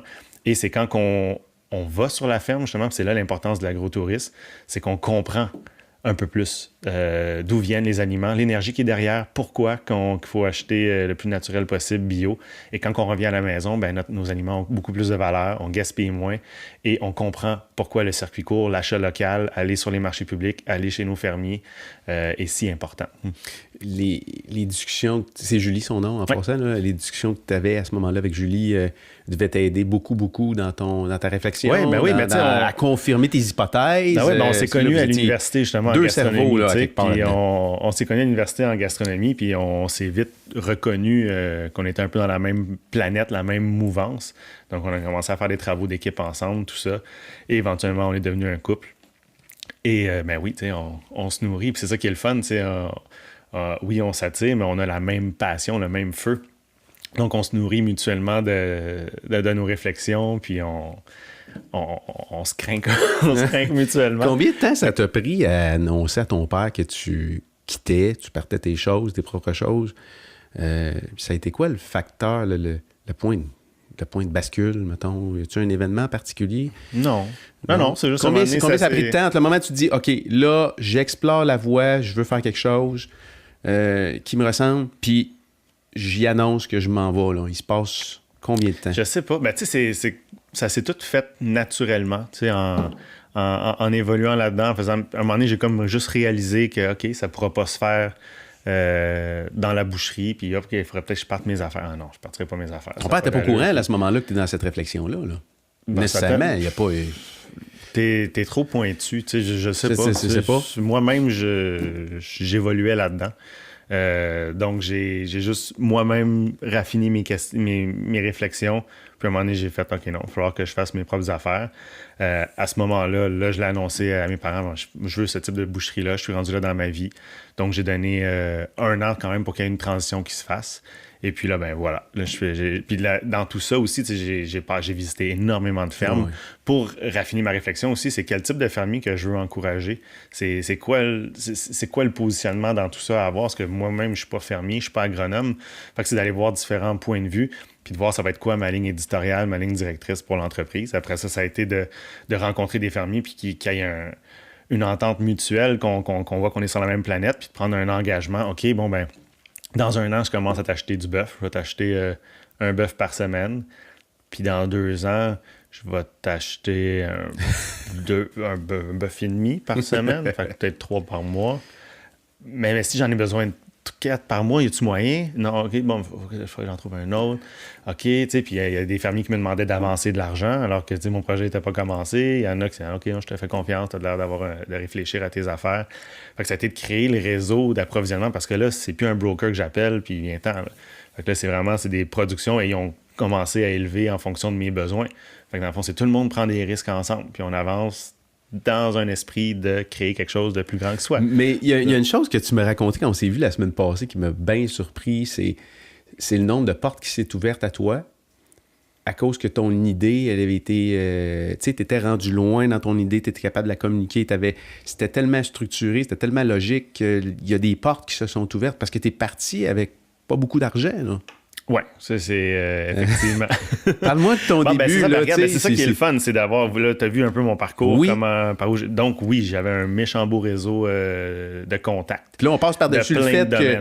On passe par-dessus le fait que, tu sais, d'annoncer ça à ton père, ça a dû être difficile, ça a dû être un moment tough. Ça a été un deuil pour eux de voir, OK, finalement, il ne prendra pas la relève. Mais après ça, de voir aussi que le concept... voit que c'est pas pour reproduire la même affaire. Il y a une raison, il y a quelque chose qui était dans mes tripes que j'avais besoin d'extérioriser. Fait que là, maintenant, c'est plus évident et facile de voir la finalité derrière tout ça. Mais c'est ça, fait que le réseau de contacts que je me suis fait dans tous mes rencontres m'a aidé beaucoup. Fait que oui, j'avais pas... j'avais juste peut-être 3-4 000 $, dans mon compte de banque et un condo que je venais d'acheter. Ça fait pas longtemps. Fait que finalement, un enfant? À ce moment-là, 2 enfants à ce moment-là. Oui. Donc, fait que là, mon condo que je venais d'acheter, finalement, fuck, je le vends. Puis je vais pas le vendre pour avoir du profit, là. Je viens de l'acheter juste pour aller rechercher ma mise de fonds quand que... Du point de vue externe, là, c'est quand même le pire moment de prendre une décision de te lancer en business, des enfants, le condo que tu viens d'acheter, une job à quelque part qui était comme garantie. Là. Ouais, mais il y a d'autres choses aussi que j'ai pas dit. Quand j'ai, par rapport au fait que j'aime pas prendre des risques, là, j'ai commencé à voir aussi qu'un peu partout dans le monde, il commençait à avoir cette mouvance-là de la néo-boucherie qui commençait à apparaître. Là, je voyais, OK, il y a d'autres personnes qui se posent des questions. Là, je suis pas tout seul. Là, ça me rassurait dans mes réflexions. Après ça, à un moment donné, j'ai vu un article dans le journal qui parlait de la néo-boucherie dans la presse. Là, ça parlait que, il commençait à avoir des petits balbutiements à Montréal, qu'à New York, ça bougeait, qu'en France, à Paris, ça bougeait, qu'en Ontario, ça bougeait aussi un peu. OK, là, je suis vraiment pas tout seul, c'est malade, ça, c'est OK. Fait que ça conforte. Et après ça, un moment donné, j'ai appris qu'un boucher qui est un peu dans cette mouvance-là aussi, Yves-Marie Le Bourdonnais à Paris, a pensé venir ouvrir une boucherie à Montréal. Ah oui? Non, attends une minute, là. C'est pas vrai qu'il y a un boucher à l'autre bout de l'océan qui habite pas ici, qui voit qu'il y a une opportunité d'affaires à Montréal dans ce type de boucherie-là. Ça n'a juste pas d'allure. Fait que faut que je le fasse, mais j'avais pas encore le courage, j'avais pas encore... j'étais pas rendu là encore. Et après ça, j'ai vu une boucherie qui s'appelle la boucherie Lawrence, qui est sur Saint-Laurent. Eux, c'est des restaurateurs qui ont ouvert une boucherie parce qu'ils voulaient avoir accès à une viande de meilleure qualité. Ils n'y arrivaient pas. Ils n'étaient pas bouchés. Ils ont dit, go, on le fait. Là, je suis allé visiter cette boucherie-là. Ça fait, wow! OK, il y a quelque chose en tabarnouche. Là, j'ai mangé un sandwich, puis j'avais les frissons d'un bras.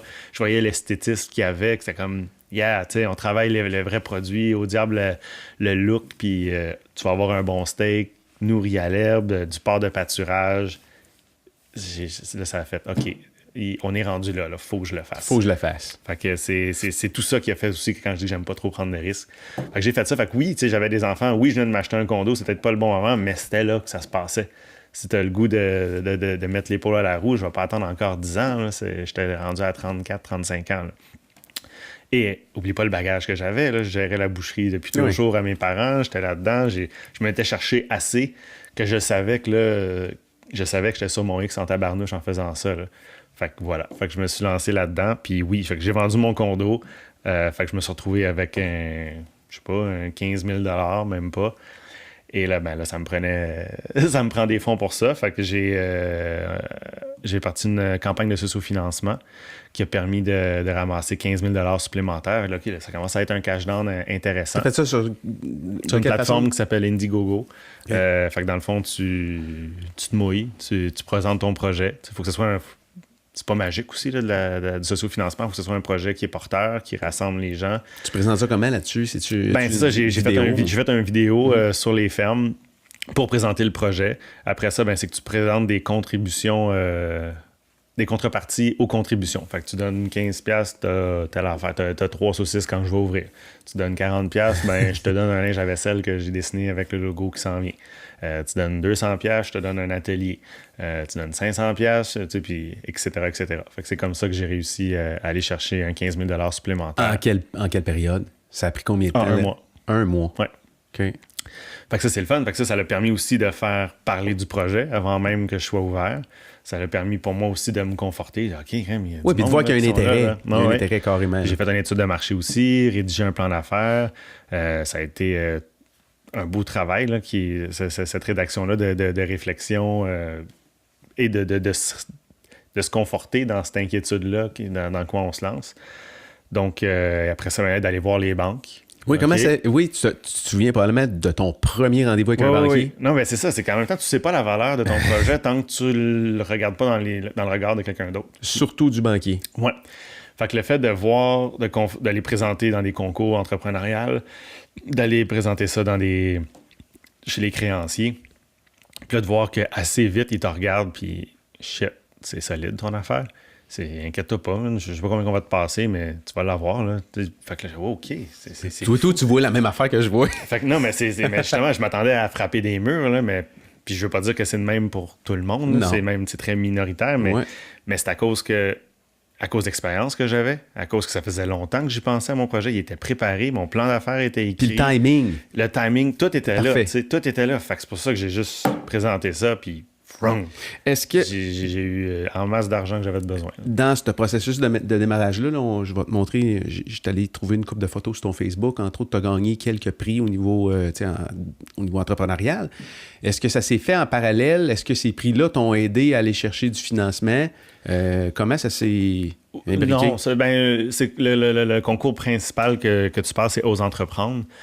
Ça m'a plus amené de la crédibilité entre les deux oreilles, de voir que je n'étais pas imposteur, que le projet avait de l'allure et compagnie. Donc oui, j'ai gagné des sous avec ça, mais le projet était déjà parti. Fait que ça m'a juste aidé à avoir un meilleur cash flow, à être encore moins stressé avec les opérations. C'est ça que ça m'a permis davantage, ce concours-là. On voit une photo là-dessus. Là, c'est quoi? Oui, ça, c'est quand on a gagné au niveau national, au niveau régional, c'est-à-dire c'était Montréal. Fait que dans le fond, ce concours-là a 3 volets. Il y a le volet local, régional et national. National étant au Québec au complet. Donc, quand tu présentes au niveau local dans tes quartiers, moi, c'était Rosemont, Villeray, peut-être Plateau, je ne me souviens plus trop. Donc, quand tu gagnes à une première étape, tu t'en vas à la deuxième étape. Fait que dans le fond, c'est un concours de plan d'affaires. Tu présentes ton plan d'affaires, si t'es retenu, après ça, il faut que tu ailles pitcher devant un jury. Donc, puis plus tu avances dans la structure, plus le jury est vraiment spécialisé dans ce que tu fais et très connaissant aussi du monde entrepreneurial. Puis tu t'es retrouvé devant qui à pitcher comme ça? Ça a monté jusqu'à où? Jusqu'au national. OK. Oui, jusqu'à l'autre bout. Après ça, je me souviens plus exactement c'était quoi leur... il y avait le président de la Chambre des commerces, il y avait c'était des gens d'un peu partout au Québec, mais vraiment... qui font bénévolement aussi. C'est un peu ils font ça aussi pour aider ce concours-là aussi. Mais des gens, des spécialistes de marketing, c'est vraiment pas des deux de pique là, qui étaient là. La semaine passée, je te posais la question, comment tu te préparais à ces rencontres-là, puis tu m'as donné la réponse d'un gars qui avait beaucoup, beaucoup de confiance, dans le sens où tu es resté toi-même, tu es allé parler de ton projet. Ben, quelque part, tout ça, ça se bâtit, la confiance. Là. Plus tu as lu, plus tu t'es exposé, plus tu écoutes ton feeling, plus tu valides tes hypothèses. Je veux dire, tu n'arrives pas à pitcher pas préparé. Puis pour moi, la préparation, c'est vraiment une question de confiance en soi. Là. Ah non, ma blonde pourrait vous le dire à quel point je chiais dans mes culottes. Là. J'étais pas le gars qui débordait de confiance du tout. Mais c'est de le confronter, c'est de le présenter, c'est de l'articuler qui, de plus en plus, de voir que les gens embarquent. Ben, c'est comme tu te pratiques. Là. Tu pratiques à faire ton discours, tu pratiques à savoir vers où tu t'en vas. Fait que c'est ça. Fait que oui, c'est pas un hasard, le pitch. Là, je m'étais fait une structure, savoir, OK, il faut que je parle de ça, il faut que je parle de ça, il faut que je parle de ça. Puis après ça, ben ça déboule. Sauf que c'est tout mon projet, c'est tout... Fait que c'est juste de le structurer parce que t'as juste 10 minutes, 15 minutes. T'es pas chanceux là-dedans. T'as eu la vision, tu t'es exposé, t'as travaillé ton concept. On est une société qui va avoir un résultat, un succès instantané. Mais à quelque part, il faut que tu te prépares à ça. Ça n'arrive pas du jour au lendemain. C'est une suite de circonstances. Ça te surprenait, mais ça ne devait pas te surprendre non plus, à quelque part. De gagner ce concours-là, ça m'a plus surpris. Ça m'a fait extrêmement de bien entre mes deux oreilles. Là. Mais c'est ça, au niveau national, c'est là que j'ai eu au niveau régional, c'est-à-dire de Montréal, quand ils m'ont nommé comme gagnant du premier prix, je dois dire que et le gagnant est, j'étais même pas nerveux. C'est impossible que ce soit moi. Là. Puis Pascal Leboucher. Pourquoi? Parce que tu comparais les projets avec les autres, finalement. Oui. C'est comme c'est ça, tu réalises pas la valeur tant de ton projet. Puis il y avait aussi une super de belle entreprise, l'épicerie locaux, qui est dans Villeray, qui commence à avoir différentes succursales, c'est des filles allumées, ils savent de quoi ils parlent. Et ils étaient aussi sur le concours. Pour moi, c'était sûr, c'était eux qui allaient gagner. Là. Mais finalement, je pense que le créneau de la boucherie comme j'amenais était vraiment novateur par rapport à tous les autres projets. C'est ce trophée-là, on voit, ça. Fait que là, c'était à Montréal tantôt, et là, maintenant, on s'en va à Québec pour le national. Pour le national. Et là, à ce moment-là, quand j'étais allé à Québec, je me disais, je vais peut-être gagner. Il y a 3 prix. Je me disais, je vais peut-être être 3e, quelque chose. Je commençais à voir la valeur du projet que j'amenais. OK, le 3e, le 2e prix. Fait que moi, là, je suis pas là. Ce sera pas moi. Il y avait combien de projets qui étaient présentés à ce moment-là à Québec? Est-ce que tu sais à peu près? Non. Je ne veux pas dire n'importe quoi. Il y a des milliers d'entreprises dans tout le concours. Non, là, mais c'est clair. En finale, on devait peut-être être une dizaine. Je pense c'était un par région. Est-ce que tu étais seul là-bas? Est-ce que ta conjointe était là avec toi? Tes parents étaient-tu là à ce moment-là? Non. Enfin, je pense que quand même ma famille à Montréal, il s'était diffusé sur Internet. Fait que c'est animé par Charles Lafortune, le gars-là. Fait que je pense qu'il écoutait quand même. J'ai eu des félicitations quand je suis sorti de la salle. Fait que oui, il y avait du monde qui écoutait ça sur Internet. Mais sinon, c'est ma blonde qui était avec moi. Est-ce que la boucherie est ouverte à ce moment-là? Oui. Ça fait pas longtemps, là, non, ça a été intense parce que pour aller faire le pitch au final là-bas, une chance que c'était à Montréal, c'était en haut de la caisse de dépôt, c'était assez intimidant. J'ouvre ma première semaine, j'ouvre le samedi, puis genre le mercredi qui suit, il faut que j'aille pitcher là. Là, j'ai le stress dans le tapis, faut que ça roule, puis il est impensable que je sois pas sur le plancher. Là, c'est moi qui réponds à tout. Là. Ça n'a pas d'allure que je sois pas là, mais là, j'ai failli pas me présenter là-bas parce que ça n'a pas d'allure, je suis dans l'action. Là. C'est bien beau le concours, je vais ouvrir de quoi, mais là, j'ai ouvert, fait que c'est peut-être plus mon rôle d'être là. Fait que là, Julie, c'est comme organisé, OK, je vais venir travailler, je vais venir faire de la caisse. Une autre sœur est venue juste occuper la place, puis on va espérer qu'il n'y ait pas des commandes trop compliquées. Puis j'avais un boucher que je venais d'apprendre à connaître, puis OK, je m'absente 3 heures, puis fait que déjà, je me sentais hyper mal de de quitter l'entreprise, tu sais, que je venais d'ouvrir. Fait que là, je m'en vais là-bas, là, je monte le building en verre, le gros ascenseur. Là, tu arrives en haut, puis là, tu vois Montréal en 360. Oh, c'est fucké. Puis là, là, ils t'appellent pour faire le pitch. Puis là, le jury était hyper relax. Hey, salut, ça va? Bon, assis-toi. Puis c'est ça, fais-nous ton pitch. Raconte-nous ce que tu fais. Là, moi, Il n'y avait pas de temps, t'avais pas de non, jury, ben là, c'était peut-être moins chronométré. Fait que là, moi, honnêtement, j'étais tellement... je viens, mais c'est ça. Fait que j'étais tellement dans l'action, j'ai juste profité de ça pour dire, OK, j'ai une pause. Là. Je suis pas besoin d'être en train de courir à la boucherie. Fait que je dis, bon, ben, c'est ça. Mon histoire, c'est ça. Mon projet est là. Puis je l'ai fait pour ça. Puis je m'en vais vers là. Puis... Et là, on te remet ce prix-là. Ben, ouais.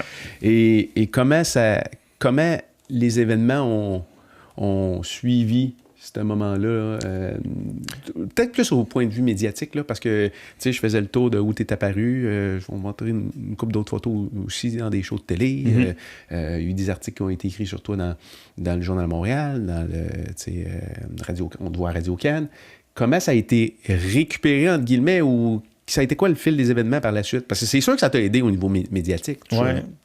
Mais je dirais, avant tout, c'est au-delà de l'exposition médiatique, puis je sais pas à quel point ce trophée-là a... Je suis pas sûr. C'est-tu la porte? C'est-tu la porte, je pense ça? Non, je pense pas. Puis la plus belle affaire, puis je pense que c'est ça qui est cool avec ce concours-là, puis c'est bon pour tous les autres entrepreneurs, c'est que ça te donne de la confiance en toi. Ça valide des choses. Quand je suis... après avoir gagné le concours, tu sortais de là, puis il y avait quelques journalistes qui te posaient des questions. Puis là, on m'a dit, hey, c'est quand que tu as su que tu étais entrepreneur? Puis moi, j'ai spontanément répondu naïvement, je viens de l'apprendre. Maintenant. Je savais pas. T'sais, pour moi, l'entrepreneuriat, c'était tu pars une business, tu veux faire de l'argent, gestion de ressources humaines, croissance et compagnie. Moi, c'est pas ça. Là, c'est puis pas Pascal, ça que t'as quand même un gros côté de toi qui est artiste aussi. Puis souvent, on va penser que l'artiste est complètement à l'antithèse. C'est à l'opposé de ce que peut être un entrepreneur. Là. Fait que c'est un peu comme la boucherie, je me le suis approprié avec ma personnalité. Je me suis donné ma propre interprétation de la boucherie.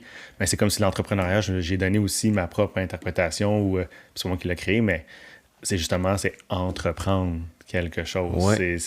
Moi, ça a été d'entreprendre qui j'étais, d'entreprendre le projet d'être heureux, entreprendre le projet de contribuer à quelque chose de plus grand que moi. Je reviens à ça.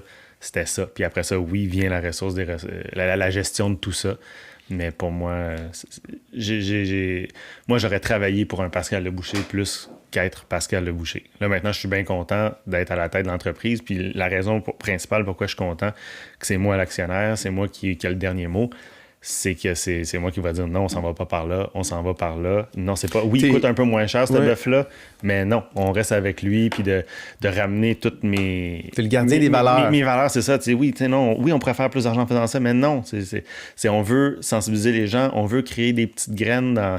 Ah ouais, c'est quoi cette marinade-là? C'est quoi ça? C'est du poivre des dunes. Puis OK, puis de ramener ça tranquillement dans la cuisine familiale, d'amener les gens à cuisiner. C'est ça la mission, puis c'est ça qui fait que je suis heureux, puis c'est ça qui fait qu'on a eu la belle visibilité qu'on a eue. Puis il faut que tu restes là un bon bout, je pense, pour être t'assurer que ces valeurs-là, ils font partie de la génétique de tes employés aussi, parce que ça doit t'arriver de te faire challenger même sur tes propres décisions. C'est pour ça que j'aime dire que c'est un grand laboratoire en équipe. Tout le monde, on évolue, puis j'ai vraiment pas la prétention de posséder la vérité. Ce que je pense aujourd'hui, c'est pas ce que je vais penser demain. Je suis juste intègre et sincère avec où j'en suis aujourd'hui. Ça a été pris où? Ça, c'était une émission à MaTV qui était justement pour promouvoir le concours d'Ose entreprendre. Fait que j'étais là pour parler du concours. Fait que ton nom circule actuellement comme un boucher rebelle ou un boucher innovant ou un boucher atypique. Là. Est-ce qu'on t'appelle souvent pour des articles, pour des oui, c'est drôle quand même qu'en si peu de temps, on est devenu une référence dans ce milieu-là. Puis tant mieux, si je peux donner une autre voix, une autre façon de voir les choses. Mais ça m'a surpris en si peu de temps que ça soit arrivé comme ça. Même dans les universités, alors ça, c'est une image qui a été prise dans une université. Je pense qu'on te voit avec ta conjointe. Avec Julie, on avait été ensemble faire une présentation à l'Université Concordia sur l'importance de connaître nos aliments. Comment sont les jeunes, comment est la prochaine génération par rapport à cette génération-là, par rapport à une approche comme celle que tu es très réceptive, développée? Puis en même temps, j'ai la misère à qualifier ma clientèle, tu sais, il y en a d'un peu partout, tu sais, mais je peux dire que les jeunes, de plus en plus, tu sais, déjà à l'école, on parle de trucs comme ça. Fait que oui, la génération Ils de sont très informés, hein? Oui. Fait que oui, non, moi, je suis quand même... la prochaine génération, attachez votre truc.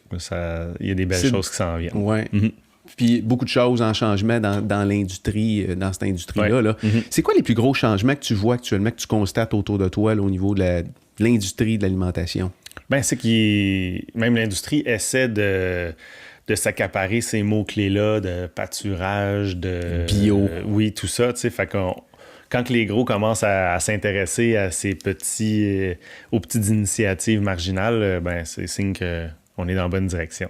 C'est clair. Mais tu les vois où, les plus grands changements actuellement? Est-ce qu'il y a un secteur en particulier? Là, on entend parler de fermes qui louent des espaces pour faire pousser des aliments sur des toits, là, je ne sais pas trop, là, des toits d'usine. Est-ce que c'est généralisé dans la chaîne d'alimentation? Pas encore, mais on fait des pas vers ça, mais non, ça demeure quand même qu'au-dessus de 80% des achats alimentaires se font dans les supermarchés. Puis là-dessus, j'inclus pas les Walmart qui sont pas supposés nécessairement vendre de la nourriture, mais si on inclut aussi les méga surfaces, ben là, on est peut-être dans le 90% du système alimentaire qui est distribué dans les grandes surfaces. Là. Fait que ça demeure que l'agriculture, l'alimentation de proximité, elle demeure extrêmement marginale encore. Même des fois, j'essaie de pas trop m'emporter parce que je finis par voir, il y a plein de monde qui viennent chez nous, puis OK, je suis appelé pour parler du projet, puis nanana, OK, il y a de quoi. Puis pourquoi les changements se passent pas plus vite? Ça demeure quand même que c'est marginal, même si moi, je baigne dans cette petite piscine-là. Mais c'est quand même une piscine, c'est cool, c'est gros. Mais la piscine est quand même petite sur la planète. Là. C'est clair. Comment réagit l'industrie? Comment a réagi l'industrie? Comment réagit l'industrie? Ou est-ce qu'elle réagit ou elle réagit pas? Oui. Il se passe quoi là, par rapport à ce que tu as mis en place? Oui, tranquillement. Il se passe des trucs, genre ça peut être... si on regarde IGA, qui est allé chercher des porte-paroles comme Christian Bégin, Distasio, c'est qu'ils vont amener un peu le discours alimentaire ailleurs. Fait qu'on voit qu'il y a une tendance vers ça. Là. Fait que là, maintenant, il faut juste continuer à travailler là-dessus pour démocratiser, mieux distribuer ce type de produits alimentaires-là. Puis c'est là le nerf de la guerre, la distribution. Tu sais, comment tu fais pour rendre accessible des paniers bio de légumes dans les régions. Tu sais, à Montréal, OK, c'est beaucoup plus simple. Il y a des points de chute et compagnie. Mais comment tu fais pour le distribuer? Puis après ça, ben là, un réseau de distribution, c'est cher en maudit, c'est gros. Fait que là, ça prend vraiment des mécènes là-dedans qui le font parce qu'ils veulent contribuer à quelque chose, qu'ils veulent faciliter ce type de distribution-là. Mais moi-même, c'est pas mon réseau d'expertise. Mais une photo de même, là, Pascal, je veux dire, il y en a des endroits de même en région. Là. Oui. Ça existe, là. Je veux dire, quelqu'un qui habite, tu sais, moi, je viens de Sainte-Agnès-de-Bellecombe, là, mais je vais consommer je consommais ma viande ou tous les aliments dans le système traditionnel. La viande de cette région-là n'était pas vraiment remontée. Là.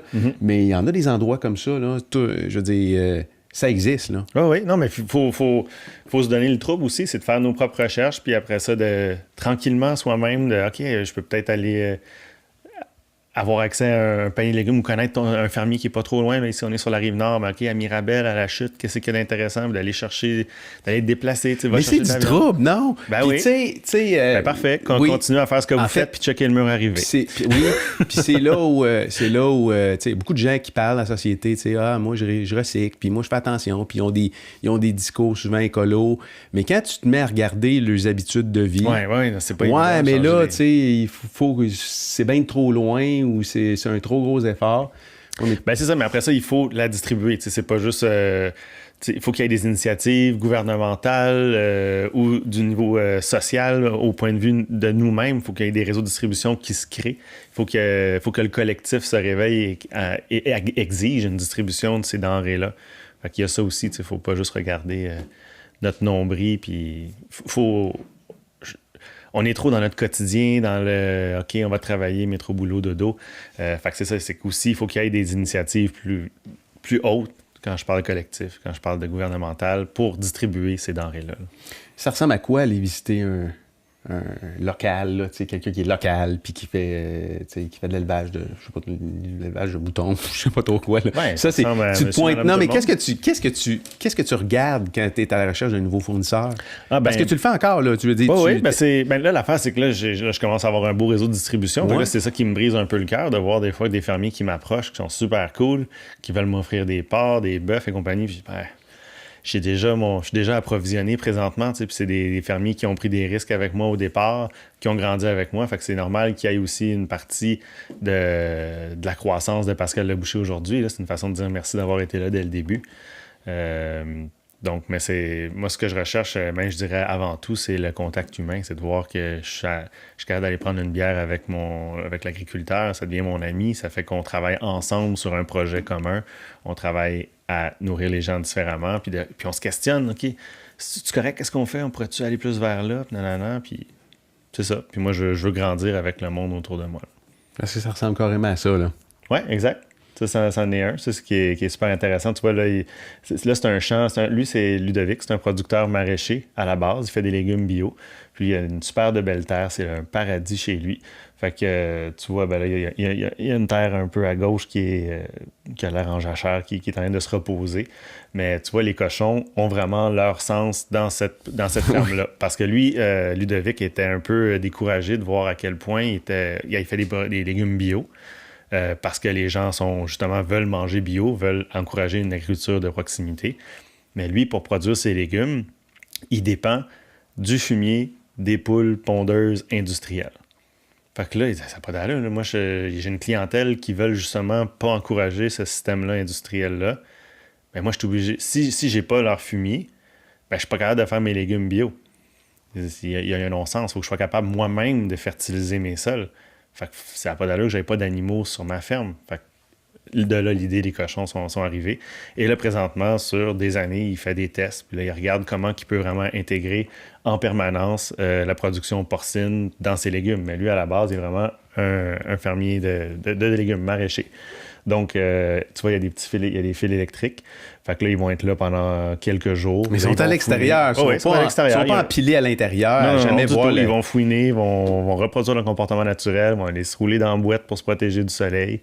Fait que là, ils vont... Mais là, ça déménage aussi, là, des cochons. Fait que là, tu vois, c'est arrivé à une terre comme ça prend peut-être une semaine. Là, ils ont ramassé toute l'herbe, ils ont fouiné, tout remis le sol à l'envers. Là, après ça, il va déplacer les clôtures. Puis, là, il s'en va où le gazon est encore haut et compagnie. Fait que là, il va faire ça sur une parcelle pendant toute une année. Et l'année d'après, là, il va peut-être mettre un engrais vert, un autre type de fertilisant naturel. Puis l'année d'après, envoyer les patates. Puis sur un système de 6, 8, 10 ans, à un moment donné, les cochons reviennent où ils étaient, là, 8, 10 ans. Et c'est ça. Donc, pour moi, une production animale, c'est là qu'elle prend tout son sens. Et ils ont l'air heureux, ces cochons-là. Oui, c'est ça. On peut pas présumer de leur bonheur, mais c'est la façon naturelle d'un cochon de vivre. Mm-hmm. Alors, tu sais, de manger une viande qui était, entre guillemets, heureuse toute sa vie, je suis convaincu que c'est sûr que pour notre corps, ça a un impact qui est significatif que de manger une viande qui a été stressée puis qui fait aucun sens. Quand tu te mets à regarder des reportages, il y en a plein là, sur Netflix, sur le web, sur de la production de masse de porc, de bœuf, de poulet, ça n'a aucun sens. Pour moi, là, je te parle pour moi. Puis je suis pas en train de preacher, ça n'a juste aucun sens de consommer de cette façon-là. Puis c'est pas ce qu'on voit là. Puis ça se reflète, je pense, un peu partout dans ta business. Quand je regarde des photos qu'il y a sur ta page Facebook, il y a comme un esprit familial autour de ta business, je me trompe-tu? Ah oui, convivial. Convivial, c'est chaleureux. Tu rentres là, tu te sens chez vous. C'est vrai. C'est vrai. C'est plus, tu rentres puis c'est vrai, c'est authentique, c'est ça que je veux dire. C'est totalement, puis c'est hyper important pour moi. Tu sais, le travail, on est là 40 heures et plus par semaine. On finit par voir plus notre équipe de travail que notre famille, que notre couple, que nos enfants. Fait que c'est important de créer un environnement de travail sain, un environnement de travail qui est vrai, où les gens, justement, sentent qu'ils travaillent pas pour...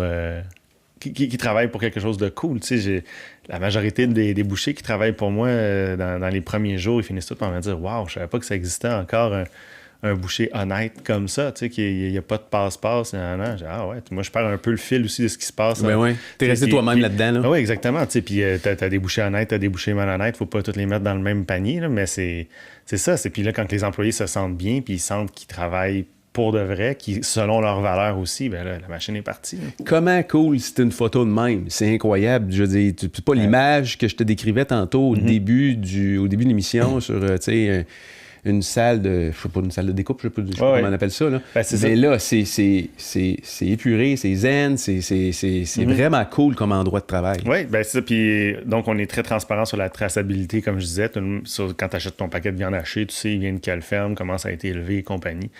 Pour moi, c'est important. Il y a plein de documentation.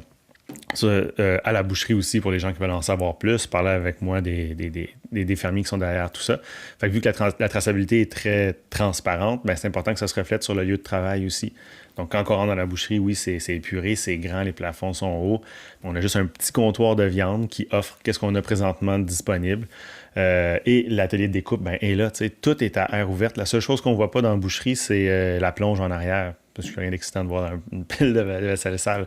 Mais sinon, tout est à air ouverte. Fait que oui, pour moi, c'est important que les gens voient quand on reçoit les cochons, ben oui, les têtes de porc sont là, puis tout ça. Puis, mais même pour les employés, même pour eux, là, ça doit être valorisant de permettre aux gens d'avoir les yeux sur leur travail aussi. Là. Oui, c'est de redonner les lettres de noblesse à un métier artisanal qui se perd. Ouais. C'est un savoir-faire.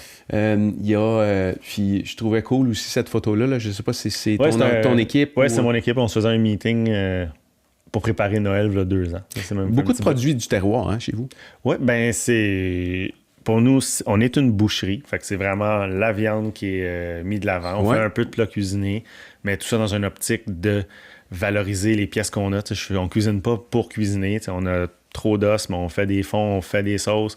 On a trop de gras, on fait des fritures.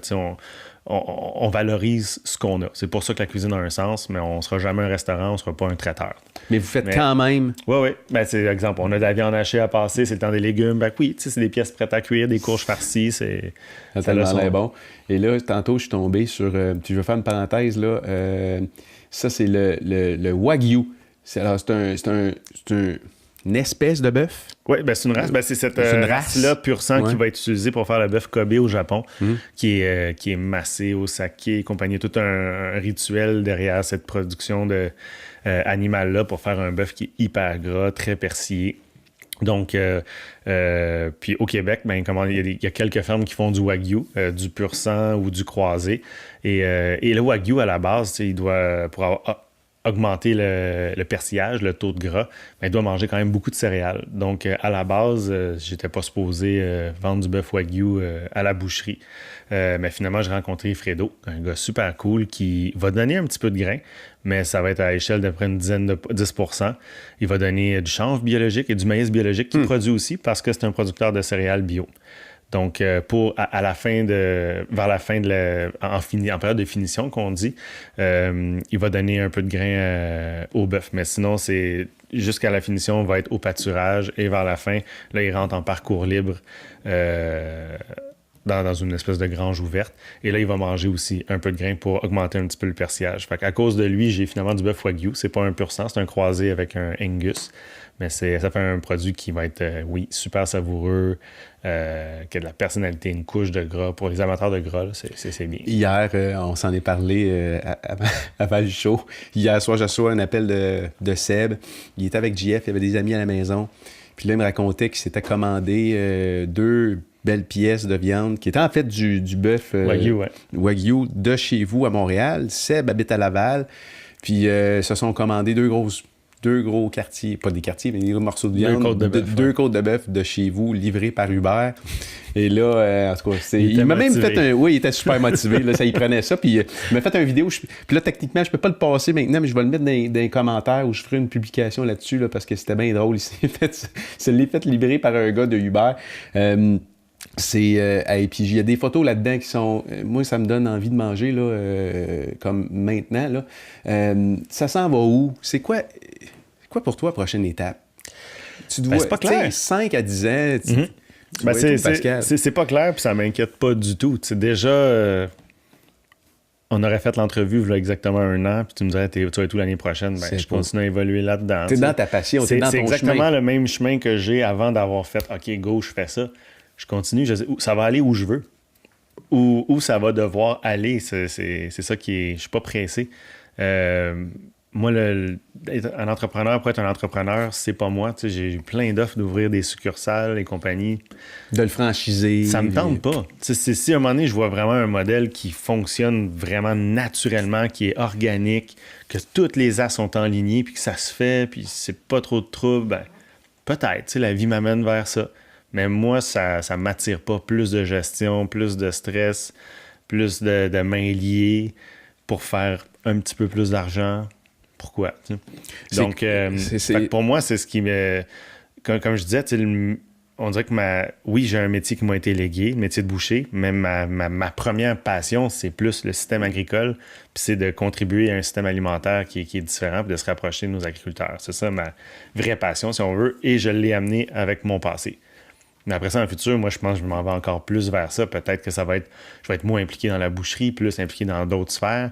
Je parlais d'un réseau de distribution qui est défaillant, mais peut-être je pourrais m'impliquer d'une façon ou d'une autre dans un système de distribution. Puis rassembler pas juste de la viande, mais de légumes. Puis, comme je dis, il faut manger majoritairement des légumes. Fait que c'est que pour moi, je veux continuer à contribuer dans ce modèle-là, mais je sais pas par quel chemin aller. Avec ma blonde, on vient de s'acheter une fermette à Saint-Roch-des-Aunais. Ben, ça devient un peu un laboratoire. Il n'y a pas de projet précis derrière ça, mais c'est juste, OK, on va voir c'est quoi gérer une terre. C'est une petite terre, là. C'est pas énorme. On est sur le bord du fleuve. On voit Charlevoix en face. C'est magique. On a 2 terres agricoles. OK. Ben là, on parle d'agroforesterie, c'est-à-dire d'arrêter les monocultures et compagnie. Là, on a 2 champs qui a du foin là-dedans. Ben, tranquillement, on va replanter. Vous allez les vivre, on va les redonner tester, la place à la nature dans ces champs-là, de ramener des forêts, de ramener des arbres qui vont couper le vent, parce que présentement, il y a beaucoup trop de vent. On ramasse de la neige comme ça n'a pas d'allure sur la maison. Mais c'est de peut-être restaurer tranquillement les bâtiments qui sont là, de ramener, des arbres fruitiers sur la terre, peut-être ramener à un moment donné des poules qui vont fertiliser ça, des animaux un jour, j'ai aucune idée. Mais c'est pas un but mercantile faire ça, c'est de faire nos tests. Puis je sais pas quel chemin ça va prendre. Si ça devient un projet agro-touristique, ça sera agro-touristique. Si ça devient qu'on produit une coupe de bœuf, une coupe de cochon parce qu'à la boucherie, ça sera ça. Si ça finit par être juste un chalet, ça sera un chalet. Je sais pas, on s'est juste donné une possibilité. On sait que ça va aller où on veut que ça aille, mais pour l'instant, pas moyen de savoir la finalité. On sait pas qui on va être comme personne dans 5-10 ans. Il est pas à côté. C'est combien de kilomètres? C'est 3h30 d'auto. Puis vous y allez, ça, je t'ai impressionné, vous y allez à tous les semaines. Pratiquement tous les semaines. Julie est là souvent. Oui, elle est justement journaliste, nutritionniste, fait qu'elle fait beaucoup de travail à l'ordinateur. Fait qu'elle peut le faire là-bas, elle peut le faire ici. Donc là, à la maison, présentement, son bureau, c'est la salle de lavage. Fait que c'est rien d'inspirant là-dedans. Tandis que quand on est là-bas, ben là, elle a le fleuve devant elle sur 2 angles. C'est magique et bien tranquille. Fait que oui, elle passe plus de temps là-bas, mais nous, on a juste une voiture, puis c'est hors de question qu'on en ait 2. Fait qu'elle va en transport en commun, elle prend l'autobus. Après ça, c'est des voisins qui vont l'amener pour faire le bout de la route. Elle appelle les voisins. Oui, c'est ça. Ou il y a une amie qui s'en va par là. Bon, ben, hey, je peux t'embarquer avec toi? Puis c'est de fonctionner, de se débrouiller, dans le fond. Puis l'été, elle va peut-être se prendre un vélo, un petit scooter qu'elle va laisser là-bas. On s'arrange. Pascal, c'est très rafraîchissant d'avoir la chance de parler avec un entrepreneur comme toi, parce que je te considère comme un entrepreneur. Tu es un artiste, tu es aussi un entrepreneur. Je te pose la question, tu es quoi plus entre les deux? Tu es un artiste, tu es un entrepreneur? Tu dirais quoi? Parce que je sais pas, je te laisse répondre. Je me considère pas. Tu veux pas te mettre dans une boîte, hein? Non, mais c'est pas que je veux pas me mettre dans une boîte, j'ai la misère à me définir moi-même. Mais je me vois pas tant artiste, malgré tout, là. Fait que je suis pas. Mais t'as quand même créé. Tu sais, je veux dire, tu regardes ton entreprise aujourd'hui, tu l'as quand même créée de tes mains. C'est ta création. Ouais, c'est ça qu'il faut, dans le fond. Il faut juste qu'à un moment donné, quelqu'un mette ses couilles sur la table puis qu'il fasse le move. Le fait de faire ça, d'avoir une vitrine, je m'amuse à donner une image, genre que j'ai mis le faisceau de Batman dans le ciel. Oui. Fait que là, maintenant, on sait il est où Batman, puis ça a créé du monde qui s'en va vers ça. Fait que moi, dans le fond, j'ai accès à avoir une vitrine. C'est juste, moi, je mets mon drapeau. Hey, je suis là. Il y a plein de monde qui pourrait mettre le drapeau. Hey, je suis là. Mais ça prend du monde qui fasse « Hey, je suis là pour que... OK, il y a une lumière là-bas, on s'en va par là. Puis là, OK, là, maintenant, on est tous ensemble. OK, c'est quoi qu'on fait? » Ça prenait juste quelqu'un pour rassembler. Mais après ça, j'ai de l'air d'être le gars novateur, créateur et nanana. Non, c'est un jeu d'équipe. Puis je parle, puis on parle de... Ouais. Mais dans le fond, c'est... À la limite, c'est comme si les gens réalisent pas que c'est moi qui le front, là. Mais dans le fond, les vrais qui sont en avant, c'est ceux qui sont derrière moi. Parce que moi, je suis juste celui qui a levé le drapeau. Mais tous ceux qui sont derrière, qui continuent à nourrir le projet, dans le fond, c'est eux qui sont créatifs. C'est clair. Je disais que c'était rafraîchissant parce que on va pas rencontrer souvent des entrepreneurs qui peuvent se permettre d'être dans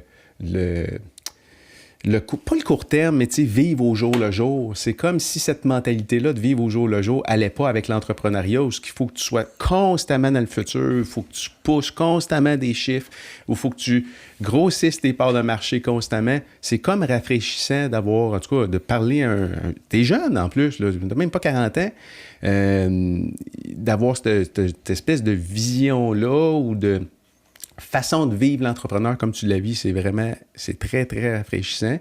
Je te remercie du temps. Ça fait déjà quasiment, je ne sais pas combien de temps ça fait qu'on est ensemble, Claudie. 1h45. Fait que ça fait 1h45. Ouais. Ça fait un bout qu'on est ensemble, là. Je veux te remercier d'être passé ici, parce que je sais que le contenu que tu vas, tu t'es ouvert, puis tu as été généreux, tu es un gars généreux.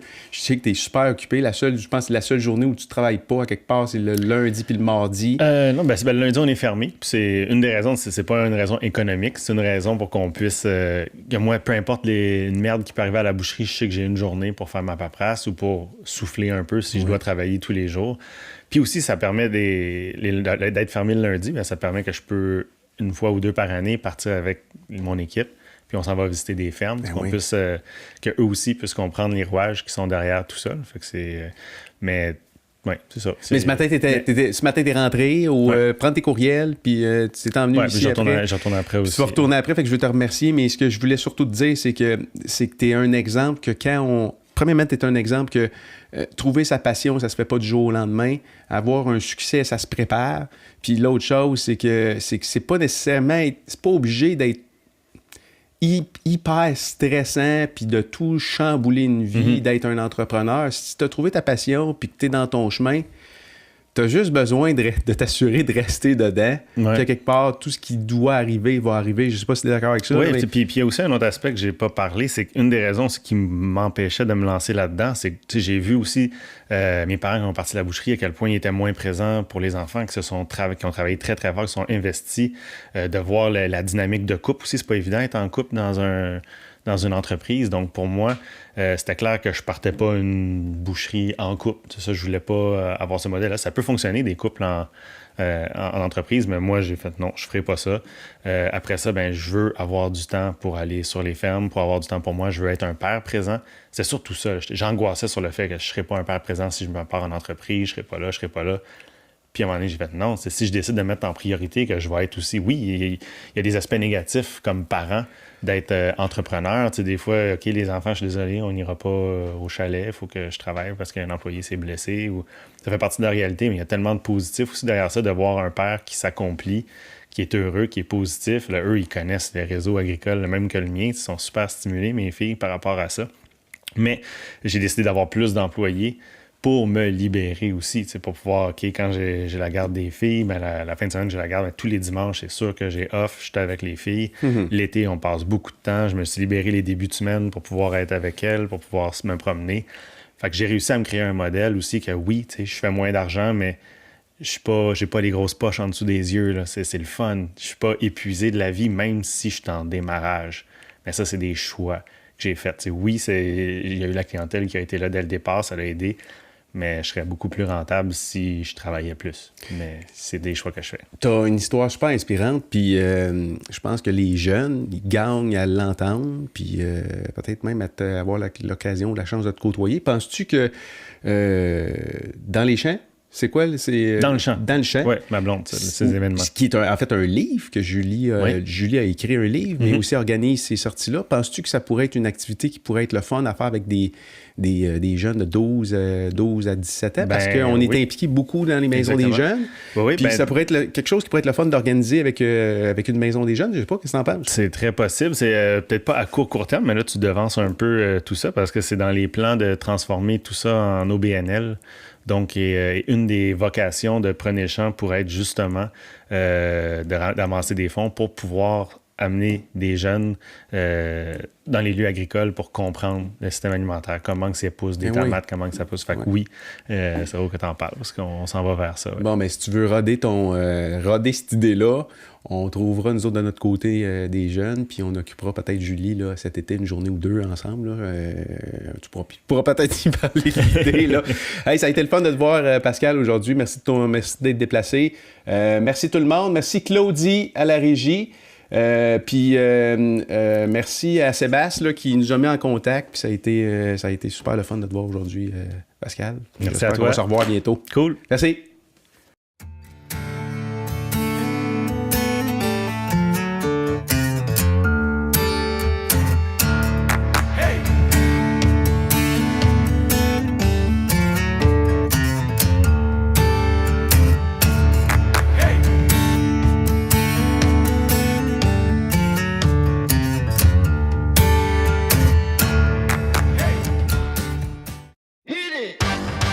That's what I'm talking about.